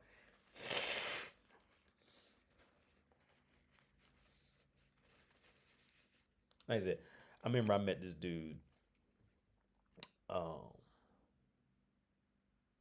and he borderline got mad at me for asking him this. He's a big dude too. He's one of them big, for real Kratos Nordic motherfuckers. It was two of them, and he got real sad. We was hanging out. I remember he got real sad. He was getting to get married, and he said, "Yeah, my wife did this and or my fiance did this and this." He said, "I don't understand. Like I even paid for her for a $20,000 trip to, I think, Bali or something like that. He paid 20,000. Well, they're using what, pounds. He's from the UK. He's like 20,000 pounds for that, right?" I said, "Okay," and see, like I said, these reality checks coming from earlier in the stream. A lot of people, reality hurts, man. This shit hurts. But I said, okay, why are you bringing up that you spent 20,000 pounds? Because he loved her and all that, right? I said, okay, well, that's cool that you love her. There's nothing wrong with that. But now, be honest with yourself. and answer this question. This goes for any man or any woman watching the stream. You spent 20,000 pounds on her to go to Bali, right? Now, be honest with yourself. Do you think that she would spend 20,000 pounds on you? Now, if you truly think she would, then cool. But if you don't think she would, you got some thinking to do. All right? With anything you got in life, flip it. Flip it. With anything you do in life, with your partner, your girlfriend, boyfriend, whatever, husband, wife, whatever the fuck. I don't give a fuck what you're fucking or who you're fucking. My thing is this: as a human, whatever it is, if you flip it and it doesn't feel right and it's off, you got some thinking to do. You got some reality to go acknowledge. Okay. Okay. Because I could tell he knew that she would never do that for him. Now the sad and now going back to what I was just talking about, the sad part, what's even more sad is this. She knows. And she went off and told her girlfriends about it. And her girlfriends know. Now, if I go over to her girlfriends and call her out on it, oh, she'll fake mad and all that. But she knows that reality.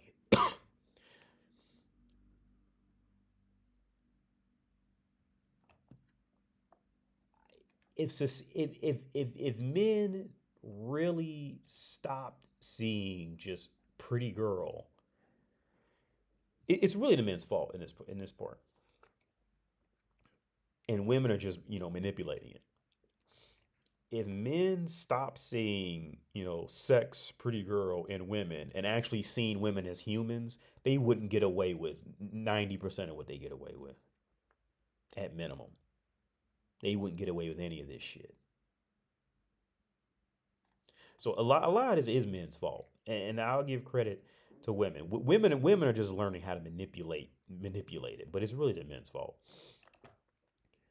What gives women power is men going dumb and seeing woman /sex /motherly figure in her, and they just and they no longer see the woman as a human, because if a man seen a woman as a human, he wouldn't spend 20,000 pounds on me to take me to Bali.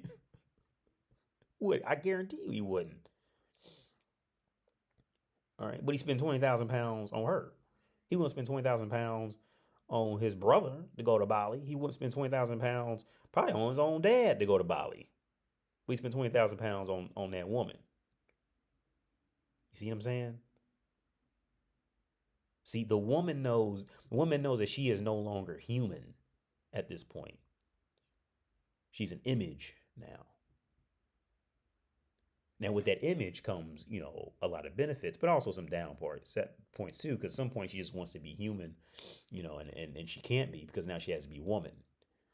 Tina Fey actually had a joke about that, about being, just she went to go act as just a woman because she had on like makeup and shit at an award show. But yeah, I think it's men's fault, honestly.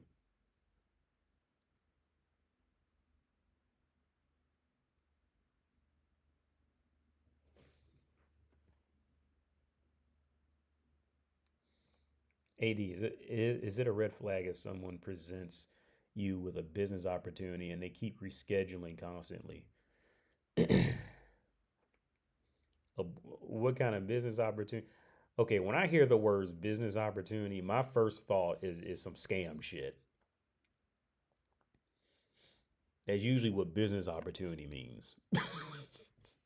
Okay, but I don't know. I don't know your situation. Well, unless you've built something up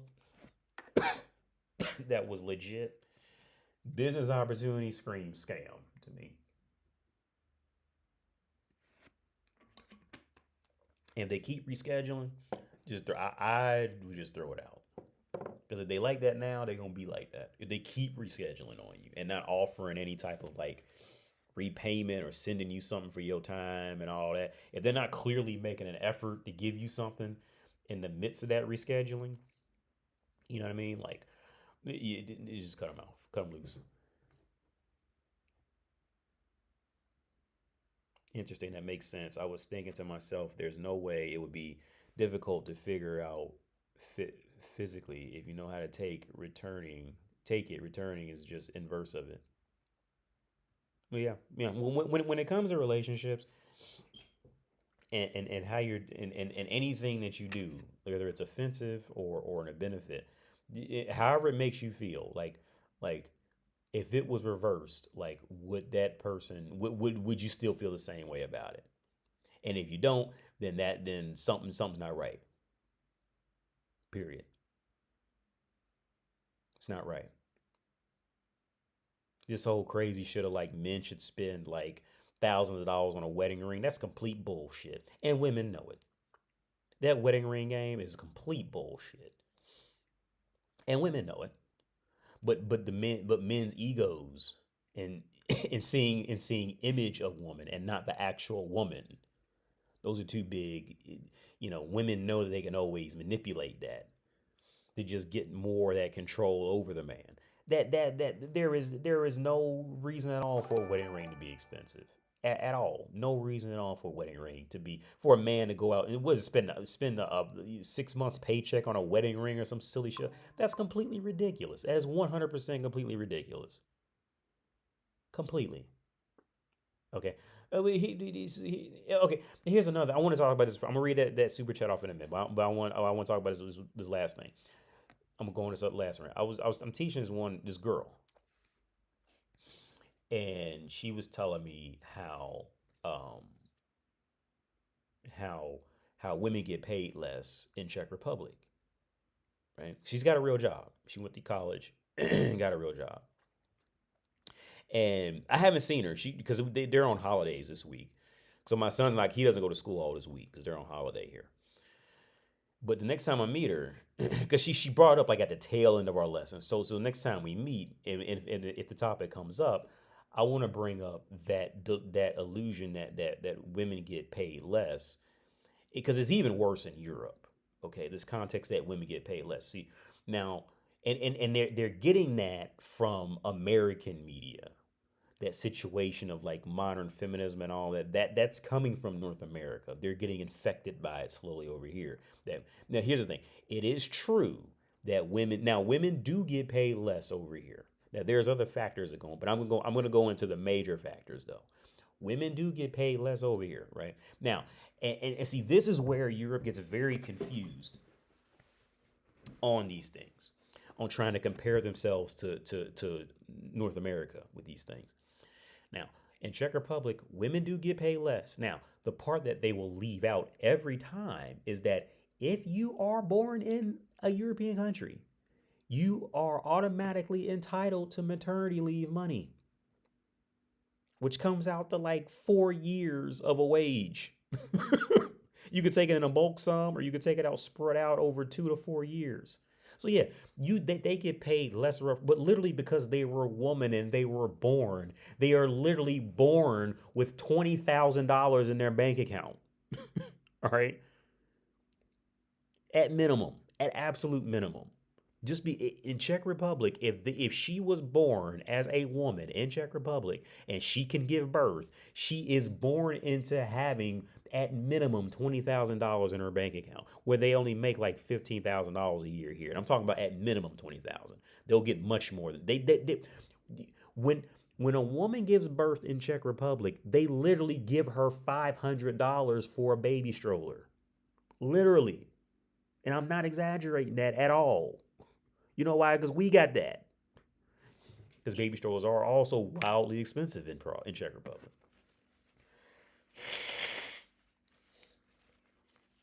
So yeah, it's true that women. So and on top of that, the women are on maternity leave, so they're not working and they're just getting free money from the government, and then they get to keep their jobs when it's over.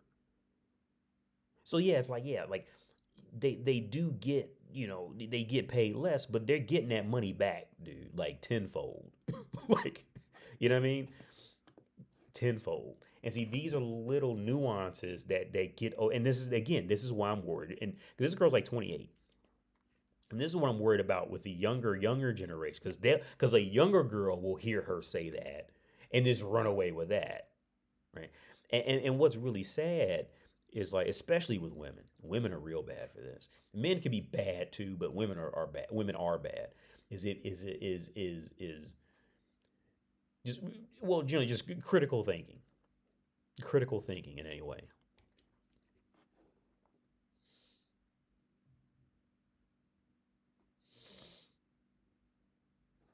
I don't think it's bad to do certain things. Oh, let me read this super chat because I almost forgot.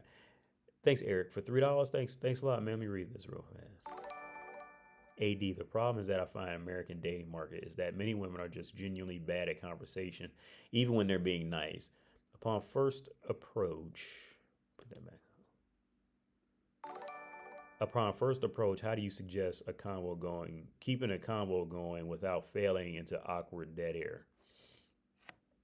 Well, honestly, man, it's really something you just got to kind of practice with and work at. Because the woman's never, very rarely is the woman gonna actually, like, say something interesting. That's just not, that's not womanly. But to sit there and go. It's just the reality, and I hate to bash one, but that is the truth. Most women are completely awful at at these things. It's something that you just have to work at. And then sometimes there's just luck that plays into it too.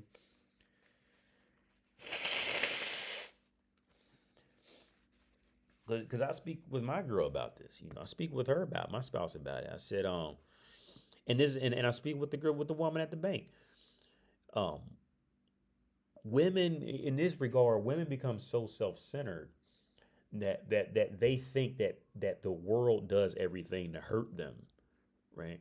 When in reality, and this is where I tell again, and now my spouse is not highly educated, and the woman who I'm talking about who works at the bank is highly educated, right? So it doesn't make a difference. Education level doesn't make a difference in this regard when it comes back to being a woman, right? So I always have to I said, look, if a guy knew exactly what to say to get a blowjob out of you, he would literally just say that. Okay. He's not approaching you in a rude way because he knows you're not going to like him, or he's not approaching you in a nice way because he knows you're not going to like that. Okay, no man is going to walk up to a woman and intentionally, you know, disrupt his chances of seeing her smile and be happy with him, right? And this is one thing I always have to tell the women, you know what I mean? Because they always want to take, like, their initial thought is well, he didn't say anything interesting to me, you know. But she's never thinking like, oh wow, this dude really came over here and tried, and maybe I can try back. It's always what can you give her, and see, and I think that's the start of the cycle of the Nordic looking dude, right? Like when men get so conditioned to fall into that and deal with women that are like that, that urge to always be the giver just takes over, and the woman learns to always wait and receive shit. Right? Because she learns to do it over time. Right? Now, this is why I say get with them women who are actually studying shit. Okay, now the woman who works in the bank, she's higher educated, but she's not like she didn't study a serious field. Actually, the joke she has about her degree is the hardest part about degree was opening the door to get into the classroom. That's the joke that she says about her degree, which is pretty much true. But she does have a real job title that's respectable. You can literally Google her.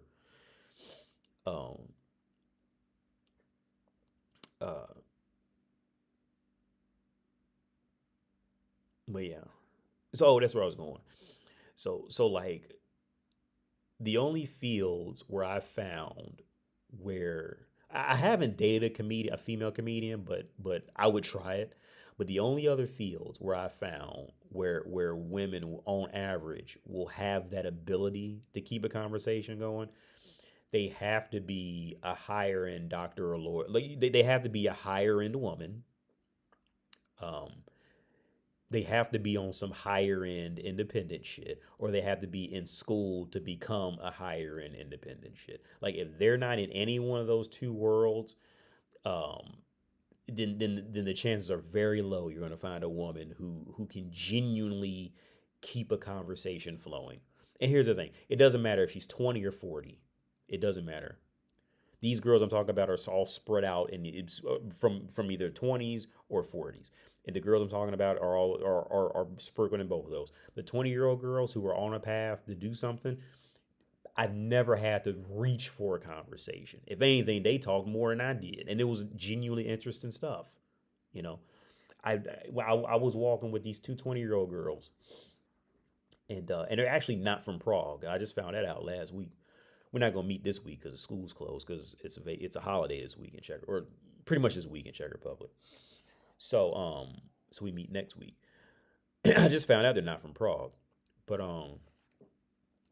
and every time we talk, there is never an instant where I've had to create a conversation or feel like I had to reach for anything. I never felt that. If anything, because okay, so for example, we're in this class right now, but they only teach the class in Czech, so my Czech isn't that good.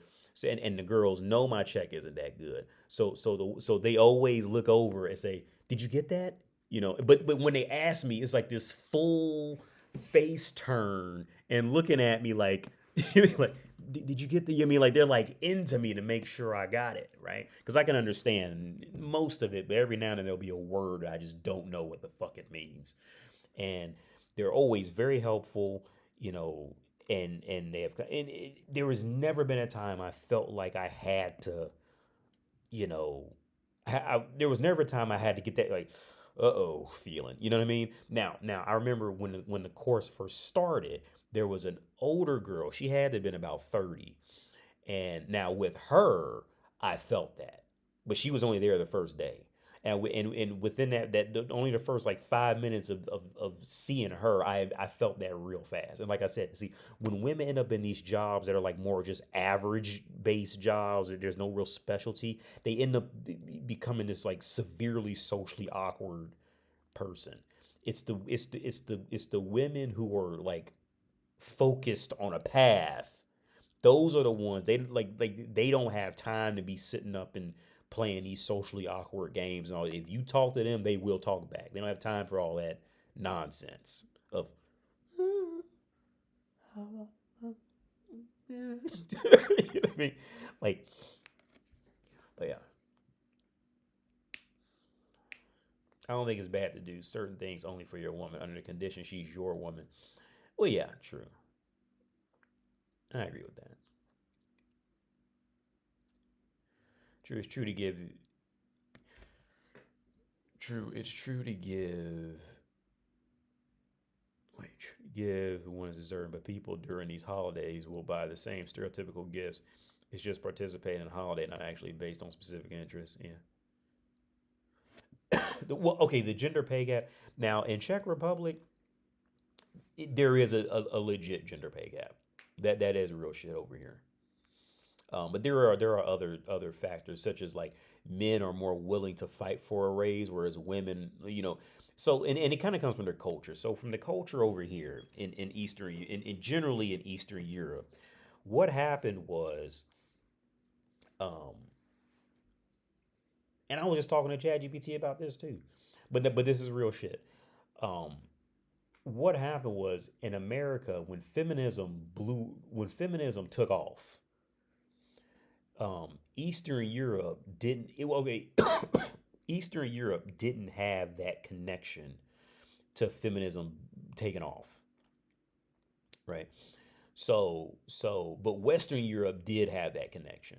Like the Western Europe had that connection of American women's liberation and all that stuff like that. So that's why, like, most times, like, Western European women will usually be, worse looking, worse acting in a feminine context than like Central and Eastern European women. And that's because when communism was here, they didn't get any of that from the West. They essentially lived in a black hole, you know, away from Western influence. So so in these years, um, um, the women still had it in them to like this is why their identity is still in being feminine. Like they're proud to be feminine. You see what I'm saying? Like they're proud to be weaker and feminine than more feminine and weaker than men, right? Whereas when you go further out west, their whole thing is, yeah, we want to fight men for everything. Whatever men do, we gonna fight them. We're never gonna make our own shit. We're just gonna fight men for it and beat them up because we know we can, because they let us do it to them, right? You go out to Central and Eastern Europe, look, they'll still slap women. They don't play that shit, especially if they do something stupid. You know what I mean? They don't play that. Like, even in Czech Republic, they don't play that out here. Like, they'll just leave a woman, leave her somewhere or whatever. They're still seen more as human, which is still kind of awkward to me.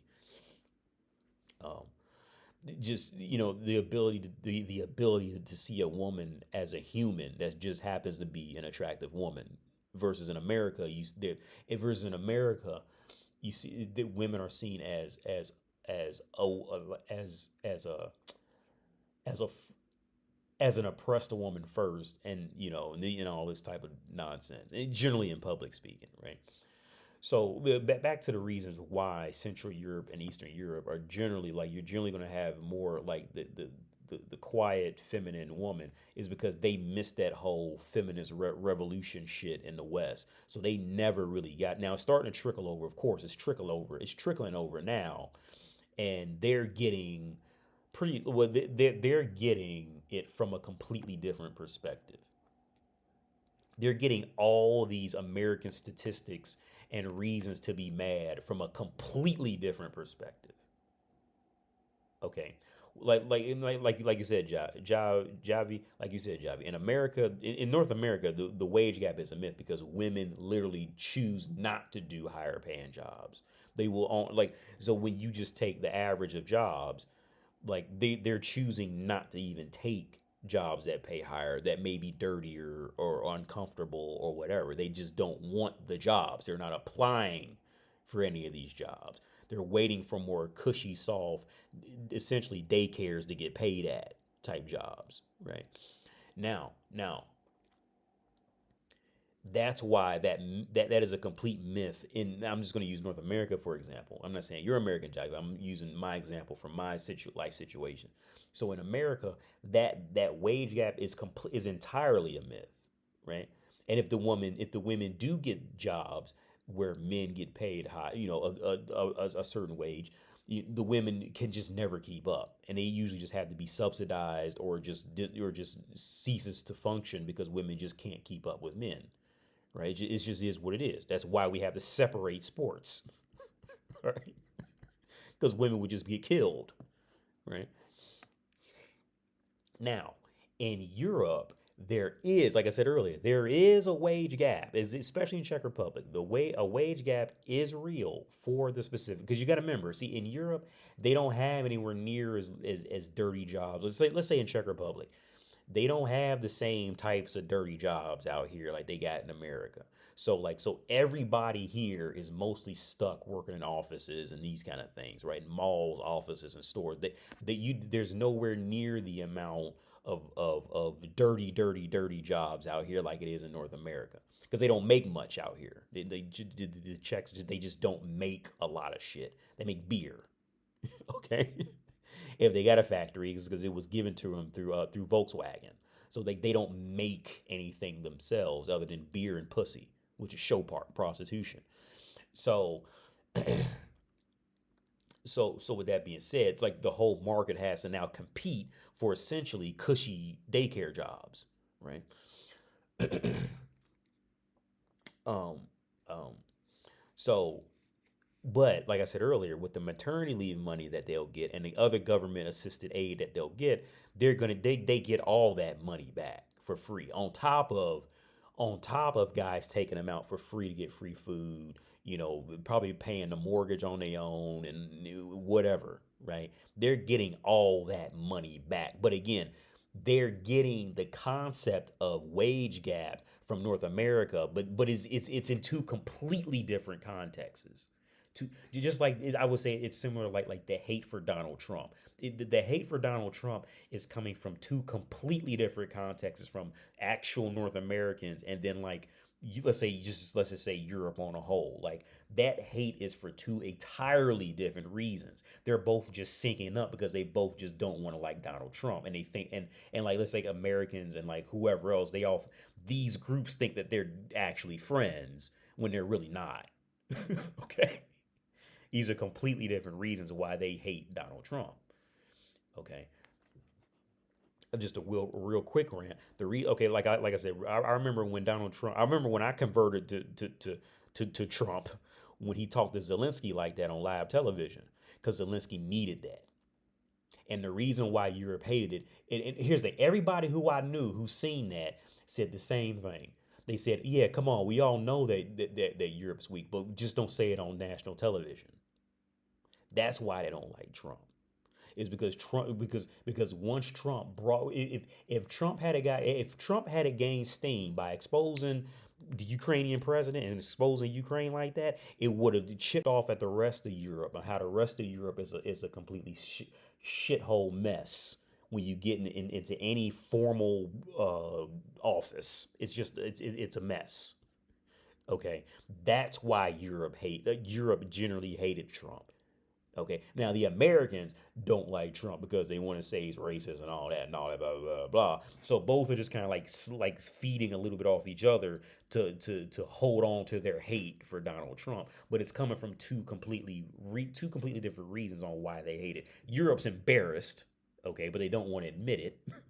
And America is embarrassed because America thinks that Donald Trump embarrassed himself in Europe. Right? And these are like that's one area of why of how the two parties are unifying their hate for Trump. But the two parties are dumb as fuck because they don't know that. Neither side knows what the other one is really mad about. They just both know they're just mad.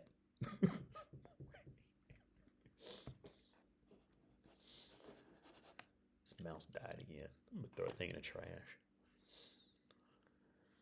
I hear you saying about seeing women as just human. That's just human. It just gets significantly harder the more hot they are. It's like a spell.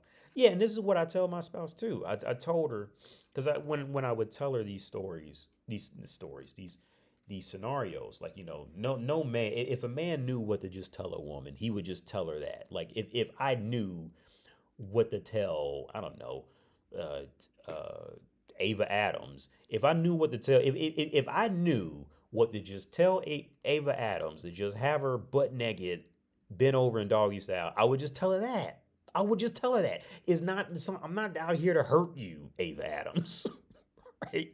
If I knew exactly what to say to just get that, I would have just done that. I'm not trying to like men ain't trying to piss you off or assault you or anything. That's not what they're trying to do. So when I would tell my spouse about that, ex-spouse, whatever you want to call it, I would always tell her this too. How, especially when they're young and pretty, looking at a woman is like staring into the sun. Right?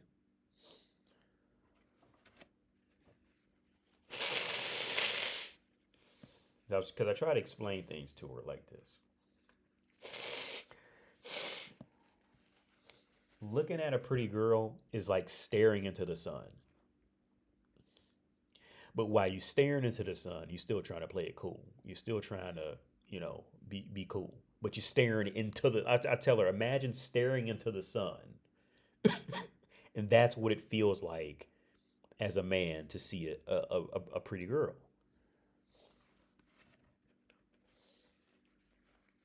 Well, of course, she's a woman. She's never gonna see it, or she just, she'll never take any.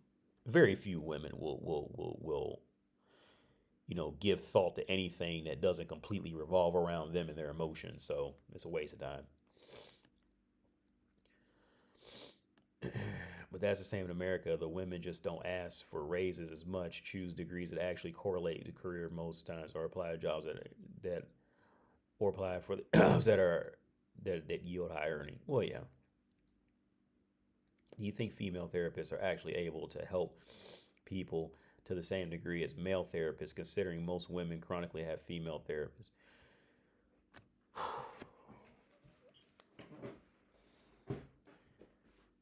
I'm not a fan of therapists.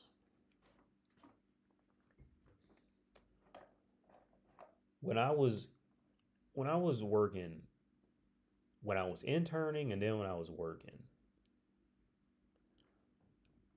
because that's a I want to say that's a female dominated field. Because when I was doing a degree and I had to go to when I had to, what's that called, practicum? Was it practicum? I always get those words confused. Yeah, practicum. And we had to, and I had to fly out to that, and it was all women. It was just all women there. Very few men were in there. I'm not a fan of therapists because I witnessed so many times how therapists would talk people into thinking they had more problems that they clearly didn't have. I told this story a while back because this was when I was keep as memorable. I remember there was one black girl, and she was a cute black girl, and I watched the therapist I was with convince her that she may have had a reading disability because she couldn't figure out how to turn the dishwasher on. I'm not making this up, by the way. I'm not substituting anything. All right, this is directly what happened. Not only that, because of course any woman wants to hear that she has problems, because like women like that, they like that from a professional. So not only did she convince her to take an extra test for reading comprehension, she then convinced the girl. Girl's probably like 20. She then immediately convinces the girl that the mother may have instilled these learning disabilities within her and wanted her mother to now come in and take the test. And the girl bought it. She completely fell for it. She completely fell for it. Right? That's just one story.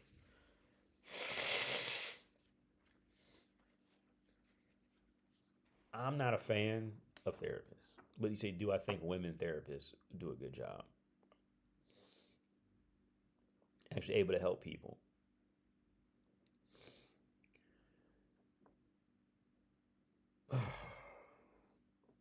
That's a hard. Will they help people at the same capacity, to the same degree as a male therapist, considering most women chronically have female therapists? Well, most people will have a female therapist. Just the field is just more dominated with women. As far as I've ever seen personally, it's usually mostly women. It's never mostly men anywhere I've ever seen that works like that. It's usually mostly women. You always have a man here or there, but it's usually mostly women. I think women have a predisposed like like the concept that women are caring. When women have a predisposition, is that the word? A predisposition given to them by society that they must be better at listening and watching people be sad and cry.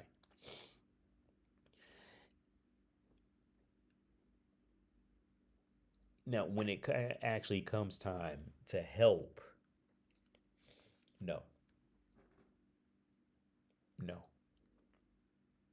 I don't think so. Because I will put this in the same boat as parenting. I would put it in the same boat as parenting. Like nowadays with all the single mothers and where society went after women became massively single mothers. So now you got grown men painting their fingernails and and all this, right? Like just turning completely feminine and all that. Now everybody's sensitive and everybody needs a participation trophy and all that. And this is normal to the young boys now, right? Right. I will put it in the same boat as that. I do not think women should ever be allowed working with anyone's mental state. I think they should play a supporting role, but she should not be in charge of it. Because once she becomes in charge of it, she's going to turn it more feminine, either feminine or more feminine. And what does that mean? That means nothing actually gets fixed or resolved or acknowledged or solved. It's just we just get to sit around and go, "Oh, I'm a victim, you're a victim, I'm a victim. Oh God, we're sad." Blah blah. There's no actual like confronting the issue. I mean, now that's not to say that some people want that. Some people want to sit down and just wallow for the next 5 years. I mean, like some people want that. Some people want to wallow. Some people want to just never come to a conclusion and wallow and find other issues and wallow and all that. I'm not saying like everybody wants to be fixed, but do I think what I think is I don't think a woman or a mother should be allowed to lead anything that has a mental state that needs developing.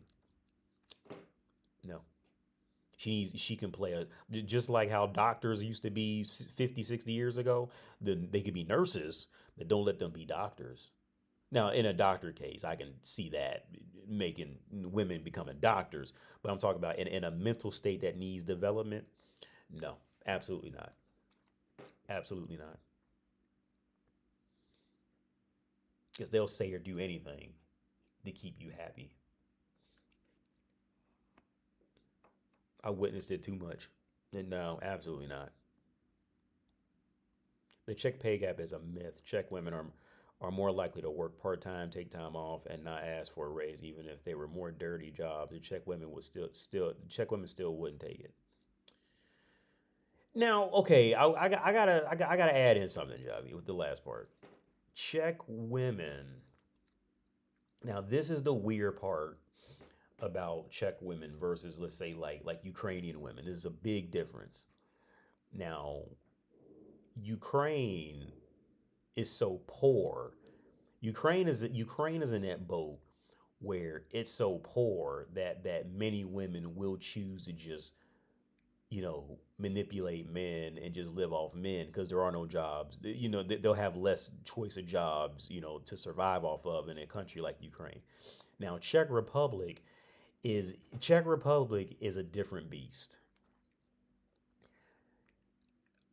The Czech, and this is kind of where like Czech women are kind of in the same boat. I'm sure everyone's heard that story about like the Russian women fighting off bears while they pregnant and shit like that, and they gave birth while they was fighting off a bear. So now, now the modern Czech girls are trying to portray that role like they're beauty and they're runaway models, and a lot of them are very pretty, but they've never really gotten that Westerner entitlement. It's coming over here. Like these little Czech girls, they're starting to get that entitlement. You know, they're starting to realize, oh, like, well, I'm white, so like I've got to be better than brown people. Kind of like you can sense it. Like it's come here a lot more probably over the last 5 to 6 years than it was when I first came. When I first came here, dude, they still pretty much had the mentality like, yeah, we're just lower Eastern European white people, so we're cool with black people. But like I've sensed it the longer I've been here. Like the snobbiness is starting to it's filtered in over the last handful of years. Um, it's still not strong, but they're starting to get it. Now, their culture, they will work a dirty job. They just got to be beat down a little bit, but they will. And I told my spouse this. I remember when I noticed that times had to be getting hard. Because I told her this. I noticed that times started getting hard because when I would go to Tesco, there was starting to be a lot of young, pretty girls working the self checkout areas. They was all in. They didn't gave up. They was in there. They was coming in there dressed up, looking for a man to get them out of there. Went in there with that little Tesco shirt on. You know what I mean? With the name tag, and they was cute too. I said, "Oh, times must have got that was after that COVID, and everybody's losing their jobs. Like, yeah, times got hard out here. You got pretty girls up in here working at Tesco. What happened? Or was in check? So says Stalo, which is what happened."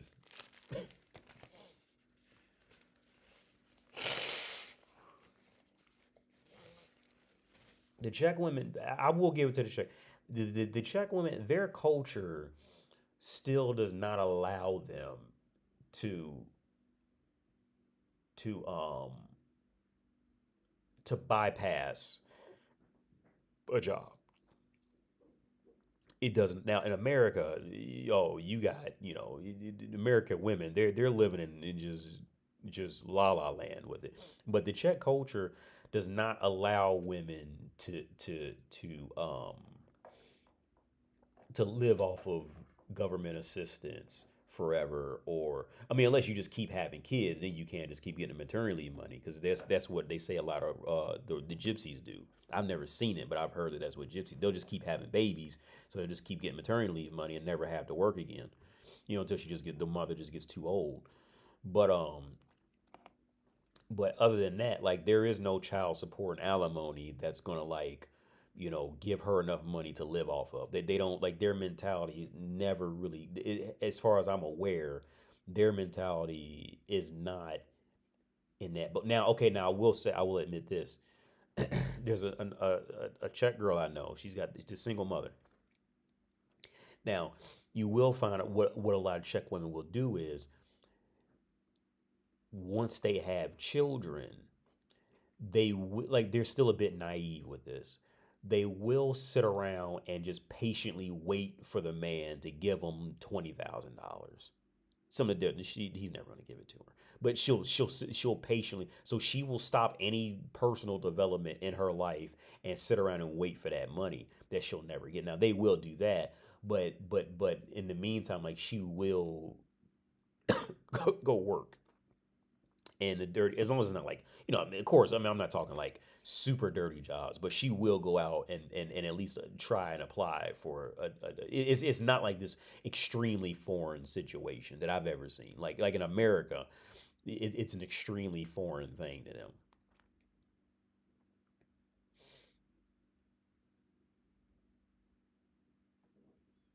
Well, the history and therapy shows how most of the data is formed. The practice came from mostly analyzing women's psychology rather than man, so it makes sense that women benefit from it more. Word up. Men used to automatically get custody of the child. We need to go back to that. Well, yeah, but there's no money in that, because every country needs slave labor. And I was just watching, what's that dude, Judge Joe Brown? He got some podcasts, or they were interviewing him or something. And he was going on about that. But yeah, like that, like, if men gain custody of the children, if, like, women getting custody of the children is not. See, here's the thing, and this is really sad too. When it comes to society moves to give women things, women are so naive that they think that they got something, that they got over. And in the whole scale of things, no, like usually by the time any government gives women anything, it's usually it's there's a severe punishment later. Okay. Okay. Not directly, but but indirectly, it's a punishment for them, and it's a benefit for the country. So let's just say, in a world where men did gain custody first, immediately over women. Well, immediately you're going to have a father who's not going to take any shit from the kids. The kids will get up and go to school. The kids will do this, they will do that. There is no plan. And the kids will gain discipline. Okay. He or she can figure out their emotions later, but they will get disciplined because you will not put it because as a father, you won't put up with any of that. They gonna get up, they gonna sit at the table, they're going to do these things, right? Now, here comes women thinking that they're getting over by getting custody and all that. Like, yeah, they're getting over, but okay, if you leave a child with a woman, they're not going to gain any discipline. They're not going to gain any masculinity. They're not going to gain any accountability. They're not going to gain any of this. And this is why wherever you go on earth, wherever you go on earth, when women have wherever you go on earth, single mothers are always responsible for higher crime rates, higher this and that, blah blah blah blah, right? Right. So what does that mean? That means that, well, now you're going to have some free labor because now you're going to have prisons filled up. Either you're going to have prisons filled up or that's going to be where your entry level job position holders will primarily be from single mothers because she'll never put that into her child. It's really sad. It really is. These realities are really sad. And then the women think they're getting over. Like they're so naive. They think they're winning. You know what I mean? Like it's really sad.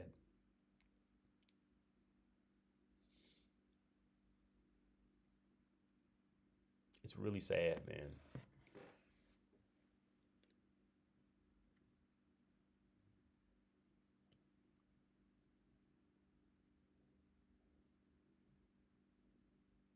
Hmm.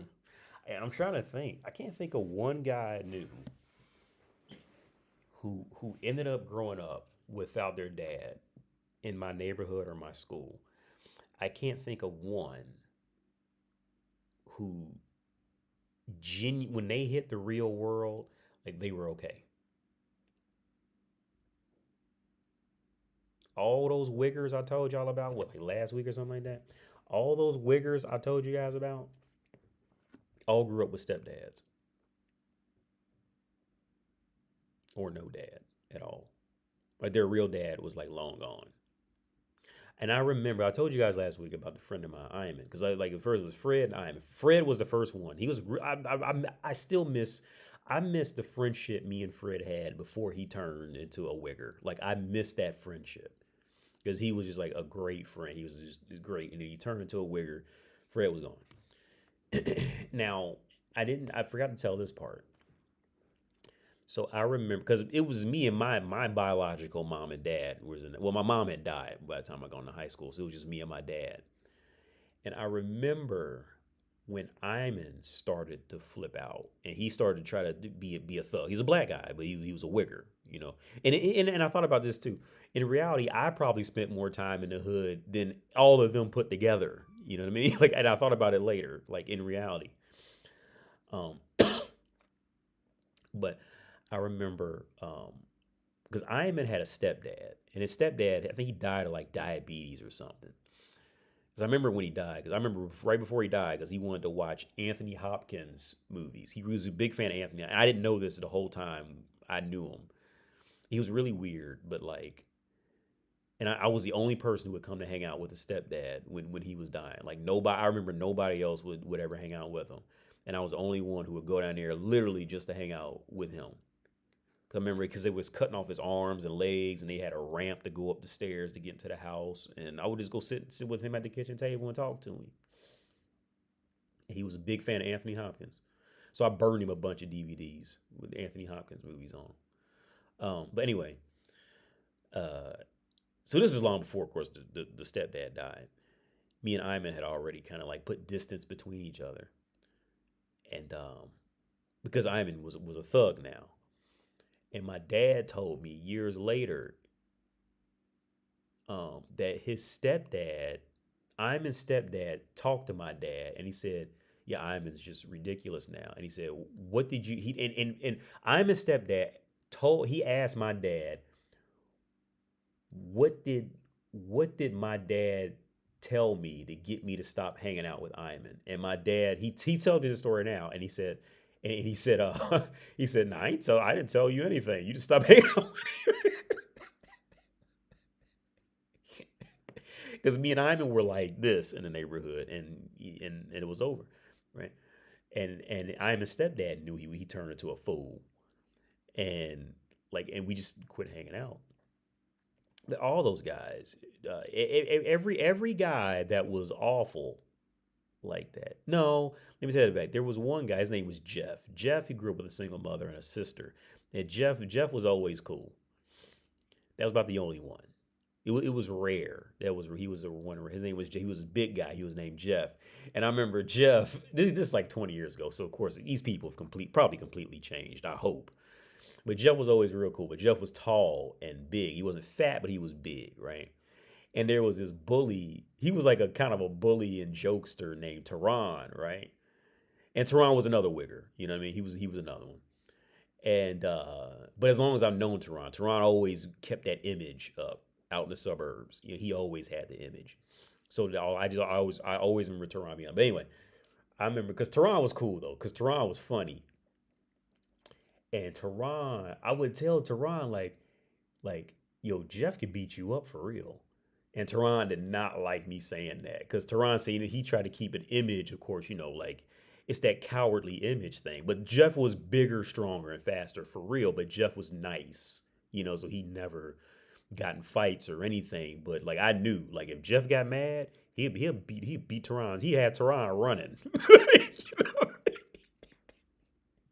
But it's that cowardly wigger thing that I would say 95% of black guys in that area, and they're pretending to keep this image up so much that even the slightest hint of exposure will infuriate them because now they got to keep this image because they're afraid of being exposed, right? So these are the ones who are the most violent.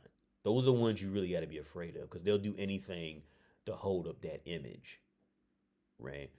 And it was really looking back. I remember never really feeling comfortable in high school because of those guys, and it really ended up kind of becoming a contest of who can be real kind of thing. And it was really a weird time. And I'm glad I don't know anybody from that area at all anymore. And like I said, some guys at 40 are still walking around like that. We're 40 now, man. So for anybody who's watching who's 20, here's a little bit of advice for you guys. One, get any accomplishment or trade whatever. Get your accomplishments as fast as you can when you're young. Okay.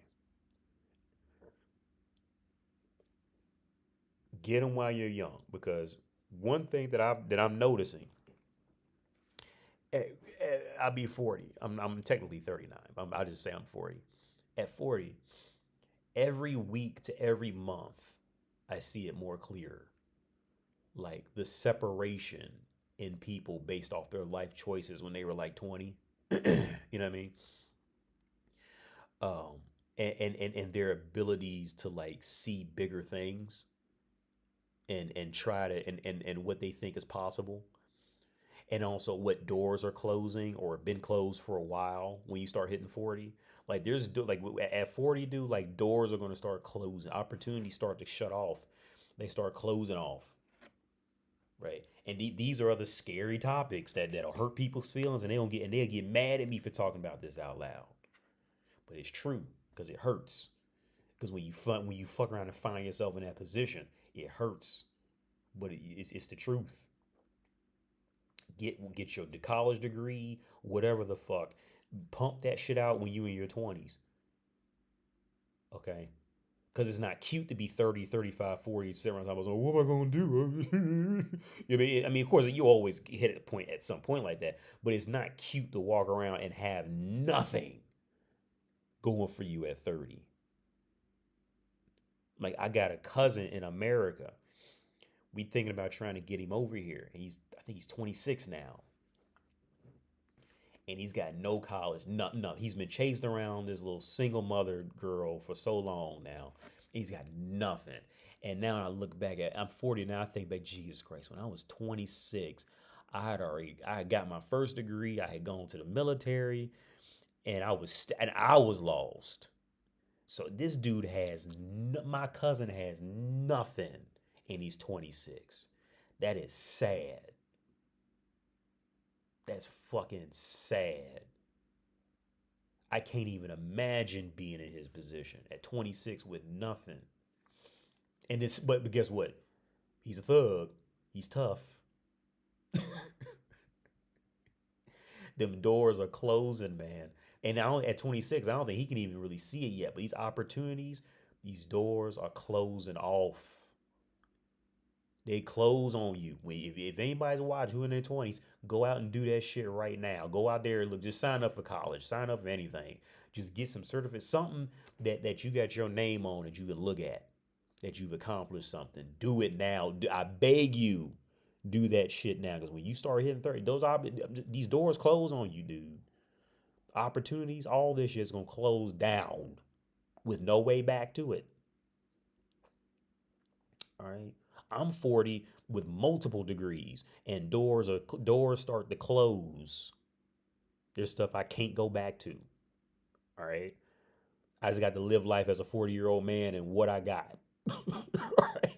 Now, luckily, like I said, I have degrees. I do have degrees and, world skills and general skills and life kind of thing and practical skills. I do. But even with these skills, I still feel scared and lost at times. Right. So I can't even imagine being 40 with a bunch of nothing, or 30 with a bunch of nothing.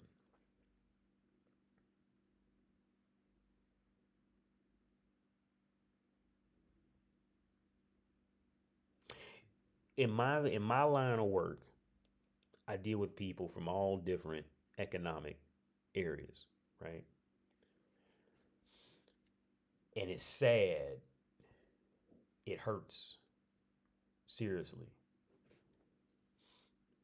I'm having mic problems. Oh, I hope I don't. I'm having mic problems. Let me check it.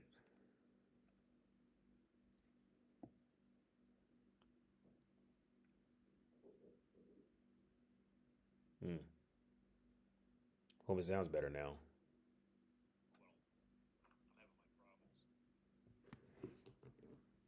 I'm lis- I hope it sounds okay.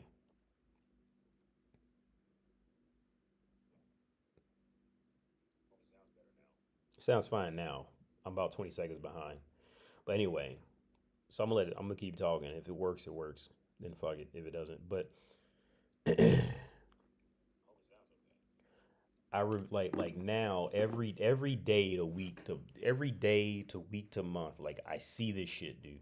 And like I said, in my line of work, I work with people from all different socioeconomic problems, or socioeconomic areas, economic areas, and um, um, what is so wild to me, and this is like I feel like I got a cheat sheet in life by this profession, is that I can talk to like one person who maybe they never accomplished anything when they were younger, and like where their perspectives in life are and what's possible for them, and then I'll go talk to like somebody who went off and did a lot with their life, and I'll hear their perspectives, and it's just so clear, like it's extremely clear to see it, you know and it really does hurt. It really does hurt that like just the audacity of life in general just hurts, you know, and what people can talk themselves into what they think is possible and what's not for whatever reason. This is why. So if you're in your early 20s, the best thing I can advise, the only thing I can advise to you is to go to school. And I was actually thinking about this because people always ask me what do I think about reparations. The only form of reparations that I think that would ever be worthwhile Uh, Society is not going to like this. Black people are not going to like this. Because now I will sound like a Thomas Sowell with this. Um, the only form of reparations that I think would genuinely be worthwhile, not be a complete goddamn waste of time, is is if they wanted to give anything to black people for the punishment of, or for the repayment of slavery and all that, what they the only area that I could come up with that would be sustainable for any way, they would have to make black only universities for black people who come from, that lineage, of course, and then make it mandatory that they go to these black only universities as that is funded. Okay, now it says I'm live again. Okay, back to reparations. Now I'm gonna let y'all go after this. The only for okay, they should make if they want to repay African Americans for slavery, you get government funded black only African Americans from slavery only universities, and it's government funded with the top of the line equipment, with the top of the line lab equipment, from the top of the line every equipment in there. Then they go out and they get the best teachers they can find and pay them the stipend from it, and you make it illegal for any African American that came from slavery to not go to those schools day in day out and get their degree and get it. And then on top of that, when they leave, those black people have to live amongst other highly educated people, or whether it's those same black people in that college, or anybody in the world, they have to be forced to live in those environments after that. That's the only way that it would be sustainable. Because if you just go out here and just be like, oh, we feel sorry for black people, let's just cut all you guys $1 billion check. Well, you might as well just give it. You might as well just give it back to the white people, okay? Because here's the thing: if you give black people reparations money, okay, okay, that would be theoretically that would be theoretically that would be the same thing, like giving giving dogs a construction company. Okay. There may have been a time in the past when dogs knew how to dig ditches and all that shit, but the dogs now don't know how to do that. Only humans know how to do that. Humans own the business that the construction company is gonna need to use the tools from, right? So if you go out and give black people just $1 billion, well, what's the first thing they're gonna do? They go put it in the bank. Well, what's the bank gonna do? Make money off of it because it's sitting in the bank. Who owns the banks? It's the white people who owns the banks. Wow, because black people don't own banks. They don't know at this point. I'm not saying that black people can't learn how to run banks, but at this point, who owns the banks? It's not there's not one Negro up in there. All right. You're giving the money back to the whites. Well, okay. So let's just say you get $1 billion check, million, whatever the fuck. You put it in the bank. Well, the bank's going to make interest off you, and all those white people who supposedly the reparations was not for, they're going to get paid all of that. Now, secondly, what are you gonna do? What are you gonna do? You go buy clothes? You're gonna buy. Let's say you buy a house. Well, who are you gonna pay insurance for? Who are you gonna pay to run the plumbing in there? Who are you gonna pay the taxes to? It's going back to the whites. So at this rate, the only thing that the African American guy could ever actually keep out of any of it would be a cell phone and some shoes and some pants, and that's about it. All the other money's gonna go, and even that, when they buy the shoes and the clothes, who they gonna buy that from? Not a black company. They gonna go running right back to the white people to get the money back to them. It's a waste of time. That is a complete waste of time and a waste of money to just give black people a bunch of money. That's the dumbest thing you can do. The best thing that I can think of, like I said, is to make it is to literally make concentration camps. And that's gonna sound like racist as fuck. Take out of context, but to make concentration camps for African Americans. The government comes in and they spend top dollar on all the best lab equipment, the best classrooms, from anything to the best toilet paper. You make every one of these universities the fucking Taj Mahal, all right? Every single one. and you bring in the best teachers from around the world, and you pay them a great, like an amazing fee, because that'll make them want to stay and keep doing their job, and you make it so every black person they must go, and it would be illegal if they don't go. That way, they're getting genuinely educated to become self-sufficient and knowledgeable about actually running banks now, so they can open their own. You see what I'm saying? That's the only sustainable, truly sustainable way. Any other way, you might as well just get a check to Cadillac and just cut out the middleman, because that's where it's going in one way or another. Well, yeah, hope you guys can hear me throughout that ring, because I'm going to get off here. Every day of the week, because that's where it's going. But yeah, so that's my thoughts on reparations. Content. Let's just do some bait material. Concentration. Just call it concentration camps. That's the only way I can see it ever working. There is no other way it works. So you want Negroes to have reservations like Native Americans to live? Yeah, reservations, but okay, yeah. So Lita, or pronounce that right. I want reservations, but it have the core foundation in education. Because another quick side rant is this: is I ran this past Chat. I ran this idea past Chat GPT, that Europe historically was a cancer. Europe historically was nothing but a cancer to the world. And ChatGPT agreed with me on this. Not to say it's right, but uh, by definition, it's right.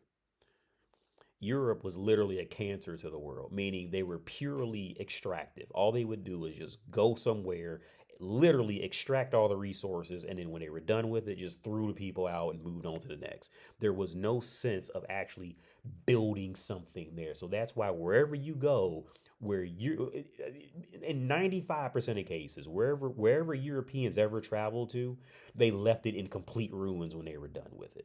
There was no, and that's why Europe's in the position, because Europe on a whole, Europe's history on a whole was never one of sustainability. It was just use until you cannot use anymore and then move on. You see what I'm saying? Now, America does similar things, but Americans will go somewhere and actually build something while it's there. Now, again, the problem with Americans and slavery is the fact that most other countries could either just completely get rid of their slaves, or they did manage to kind of live alongside of them in some form. American slavery just had like the worst timing of human history. That kept that divide, that strong divide there. It's one of the worst timings in history. Um, um, but yeah, so you want Negroes to live in reservations? Yeah, I do. Okay, if Lita, if there is a reparations plan, that's the only plan I would back.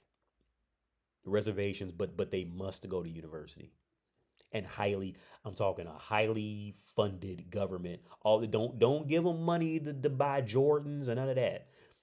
They get essentially food stamps in the form of going to literally freshly built black only universities that will be built with top of the line everything, and all black people have to go. They must go. It would be against the law for them not to go. If they don't go, they go to prison. Period. If they don't go, prison. If they fuck up, they get in trouble. Prison. That's the only reparations I would ever, because that's the only one that okay. So let's go back to the European. How I said Europe historically was nothing but a cancer to the world when it came to what their plan was in life. And that's why Europe's in the position it's in now, because they don't think ahead in the future. Um, okay, so let's say every place where Europe left in complete shambles when they were done with it. Um, if you go to any of these countries and you just hand the people $1 million, What are they gonna do? Ask yourself, what do they know how to do? And be honest. Like what would they actually do? What history do they have at doing it well? None. You know why? Because when European colonizers would go to places, they would very rarely actually build the people up in any kind of way. What they would go there, force them to pick some, you know, natural resource, which is always a bad move. Okay, Russia. I would say Russia is about the only country that could genuinely get away with doing that to their own people. Is primarily focusing on a natural resource for survival. Norway was about the only one who did it completely correct, but Norway had a lot of cliff notes to learn from. But but whenever you have a culture where all they know is just like one thing, like mining or something like that, that's always a bad sign because at that point they usually put all their chips in mining that one thing. There's another island, I think it's called Mui or something like that. It was a small island. I always tell my dad about this story. There's a small island and now has like the highest obese rates in the world, and it's this tiny island. It's called like Mui. It's not Maui, but it's like some weird Maury or something like that, where they um they exported like it was like seagull droppings because the seagull droppings were flammable or something. I can't remember the exact thing, but they made bank off that shit because the seagulls or whatever type of bird, they would just go to this one part of the island and just shit all over it. Well, that shit was like very valuable in chemical makeup. So they just like sold it all. And what did people do? They didn't know how to do anything. So they got all this money. They bought Ferraris. They bought Lamborghinis. They brought McDonald's there. They brought fast food. They brought processed shit there. And the second that bird shit dried out, they was done. They didn't know how to do anything else. The worst thing you could do in building a country is to rely on one resource, and especially if it's a natural resource. That's the worst thing you could do. Because as soon as that one thing is gone, you're done. Now, let's say if whoever mined the droppings went there and said, "Hey, here's reparations because we should have thought about you guys before. Here's $1 billion." Well, what are they gonna do? They don't know how to do nothing. What are they gonna do? They're gonna get on Instagram and be like, "I want an iPhone 29." And that's about it. They don't know how to do anything. So they're gonna fall back and they're gonna be the same shit a year later. And then we was giving African Americans a bulk sum of money. That's a waste of time. Right? It is a complete waste of time. There's no there is giving African Americans reparations in the form of in a bulk sum of money is like giving a homeless man a donut. Okay. I mean, he eat it. It'll help him out for a little while. He'll fill his stomach for a little while, but he can't do. Yeah, teach that man how to make a donut. Yeah, now that will sustain him. But just giving him a donut ain't gonna do nothing.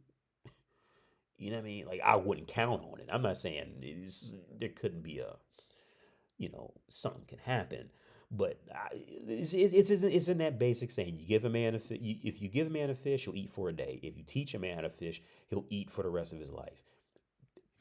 That basic statement covers the whole everything I just said. I'm 31, out the military, finishing up my degree with a job bill. I'm looking to go to law school, but sometimes I feel like I fell behind. It's too late for me. So I know what you mean. Yeah. That's what I'm telling you. 20-year-old guys, man, like do it while you're young. Do it. The younger you are, the better. Get ready for people to rob supermarkets during Thanksgiving and Christmas holidays since government shutdown took away EBT and Section 8. They took away Section 8 too? Well, that makes sense. Yeah, should be in the same boat. So for those of you outside the US, Section 8 is just is government is subsidized housing. It's yeah, if I'm not mistaken, yeah. Section 8 is subsidized housing. So the government was paying for their where some people were living. And who cares how they spend the reparation? It's owed to us, just like they got money in treasury for the Native Americans to accept. They got money in treasury for the Native Americans to accept theirs, and like they have the Japanese Americans after. Okay, yeah. So here's the thing with the Native Americans, that is a very deep topic. That's actually public information, but people just never bother to read it. Um, so how America gets around saying that they give Native Americans money every year, which they do, but they get around it. They get around it by saying that they buy that they're always buying land from them or something. So that way we can't say that they're just giving Native Americans money, but they're giving them the money. They just don't phrase it that way. Now what happens is many of the Native Americans don't even know because they don't know because they don't read. It's the same every culture you go. There's easy ways out if you just read shit. Well, so there's a big pocket of Native Americans who know about that and they go and get that money. I think it comes to like 9 billion per year or 30 billion. It was some crazy high amount that they have per year that they buy land from the Native Americans, right? And on top of that, the Native Americans are still eligible for food stamps, Section 8. They're still eligible for all that additional aid. But again, and it's public information, but nobody ever bothers to actually read it, you know. Um, but yeah, but so the Native Americans have have the money, but the thing is that small pool will keep it from the other one. So you'll have this situation where like many Native Americans are completely unaware. They don't know. So when you say it, like they think that people are just making it up because they don't know how to go read and find out for themselves. And the Native Americans who are keeping it from them, they'll never tell them because they want to keep the money. So they just never tell them. And it's really a disgusting. Let me see if I can find this real fast. Uh,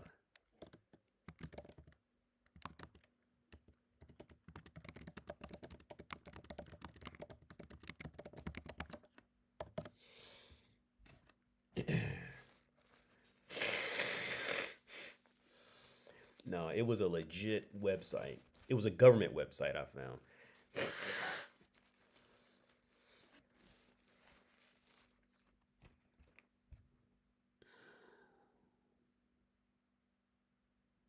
What was it? Maybe Native American.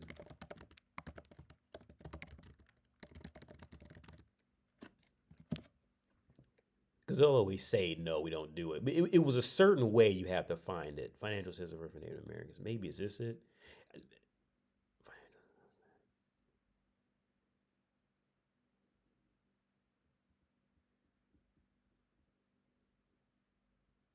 No, no, this isn't it. This is another. This is a branch off, but this isn't what I'm talking about. There's a certain way you had to look it up and find it, and it was on a government website, but and it wasn't easy to find, but it's on a government website. What's this financial? No, not this child of census, because they're eligible for extra for all all these snaps and TANF and all. They're still eligible for all that.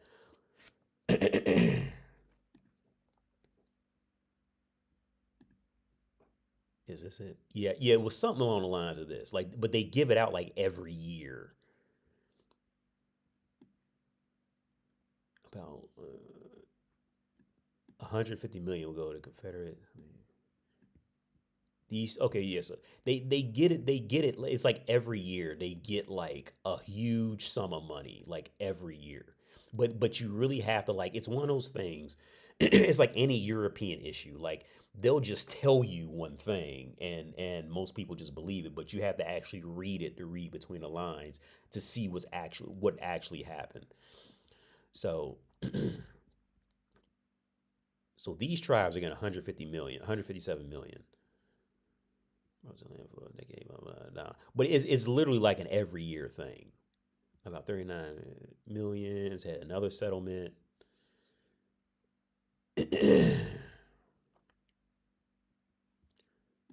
This they'll get 79 million this year, which tribes government will help with water conservation with effort. Blah, blah, blah, Elsewhere, another one received 45 million.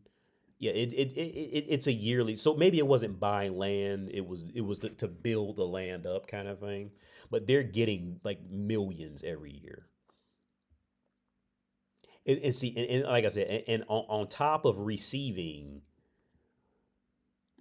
this money, they're still eligible for food stamps and all that other shit too. Right? Right. Like it's like wild shit. But again, like you have to you because if you just type it in, they keep that shit very quiet. Like you have to go digging for it to find it. They keep it very quick because they don't want that uprising of like blacks being mad about reparation and all that. So they're going to keep that shit extremely quiet, dude. But you have to search for it like in the right way and then read between the lines.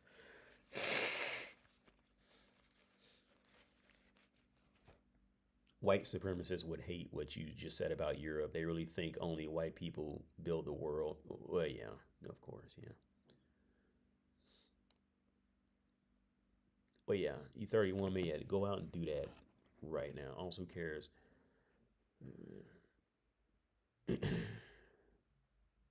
My brother dated a Native American, and her mother received a check from the government every month. I wouldn't be surprised. I really wouldn't. Like I said, it's kept quiet. Like it's really you know the few Native Americans who I spoke to about this, like it's not like when they what I've noticed is like the world knows black people get fucked over. Like they know it. And there's also like a certain level of shame that comes with it, with knowing it, right?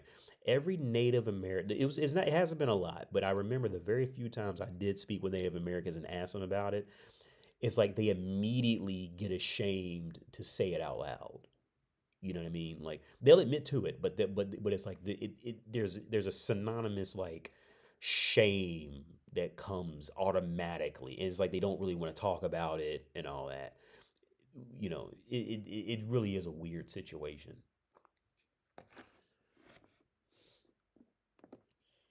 But yeah.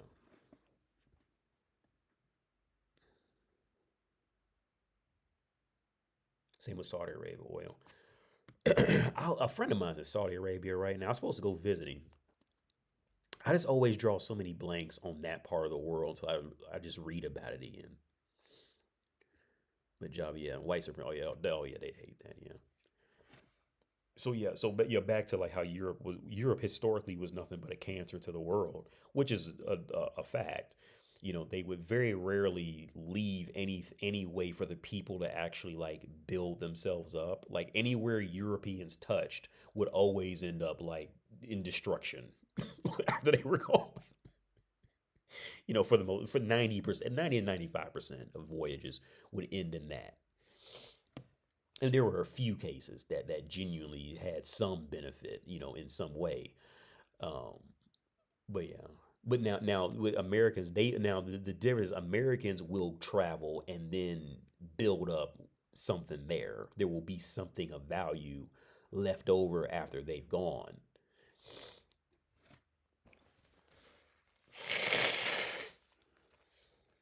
And that's mostly because America diversified its portfolio, whereas Europeans usually don't like. And I really need to ask around about that, either Googling or AI. Like, why is it that Europeans like historically never really thought for the future for other people? Like, it's always about what they just want right now. Like, for example, like if there's like this is my son's like box with my tissues in it, right? Like historically, what Europeans have always done is you know if there's 50 bags of M&M and if there's 50 bags of M&Ms in here, they'll just go, okay, oop, done, and then just throw it out, right? There's no sense of like trying to like maintain it, trying to figure out how the M&Ms are made so you can make your own. There's that. It's just consume, consume, consume, throw in the trash, right? And their history is like that. You see what I'm saying?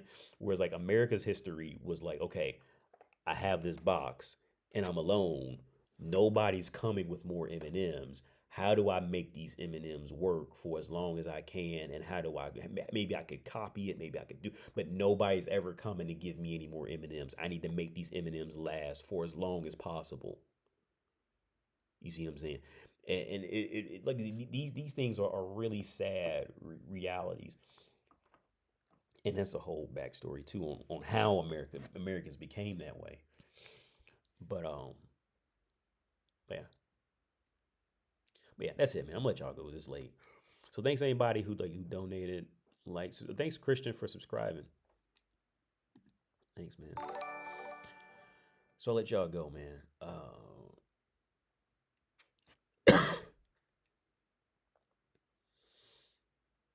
Yeah, I'll let y'all go. So y'all have a good night, man. Peace out.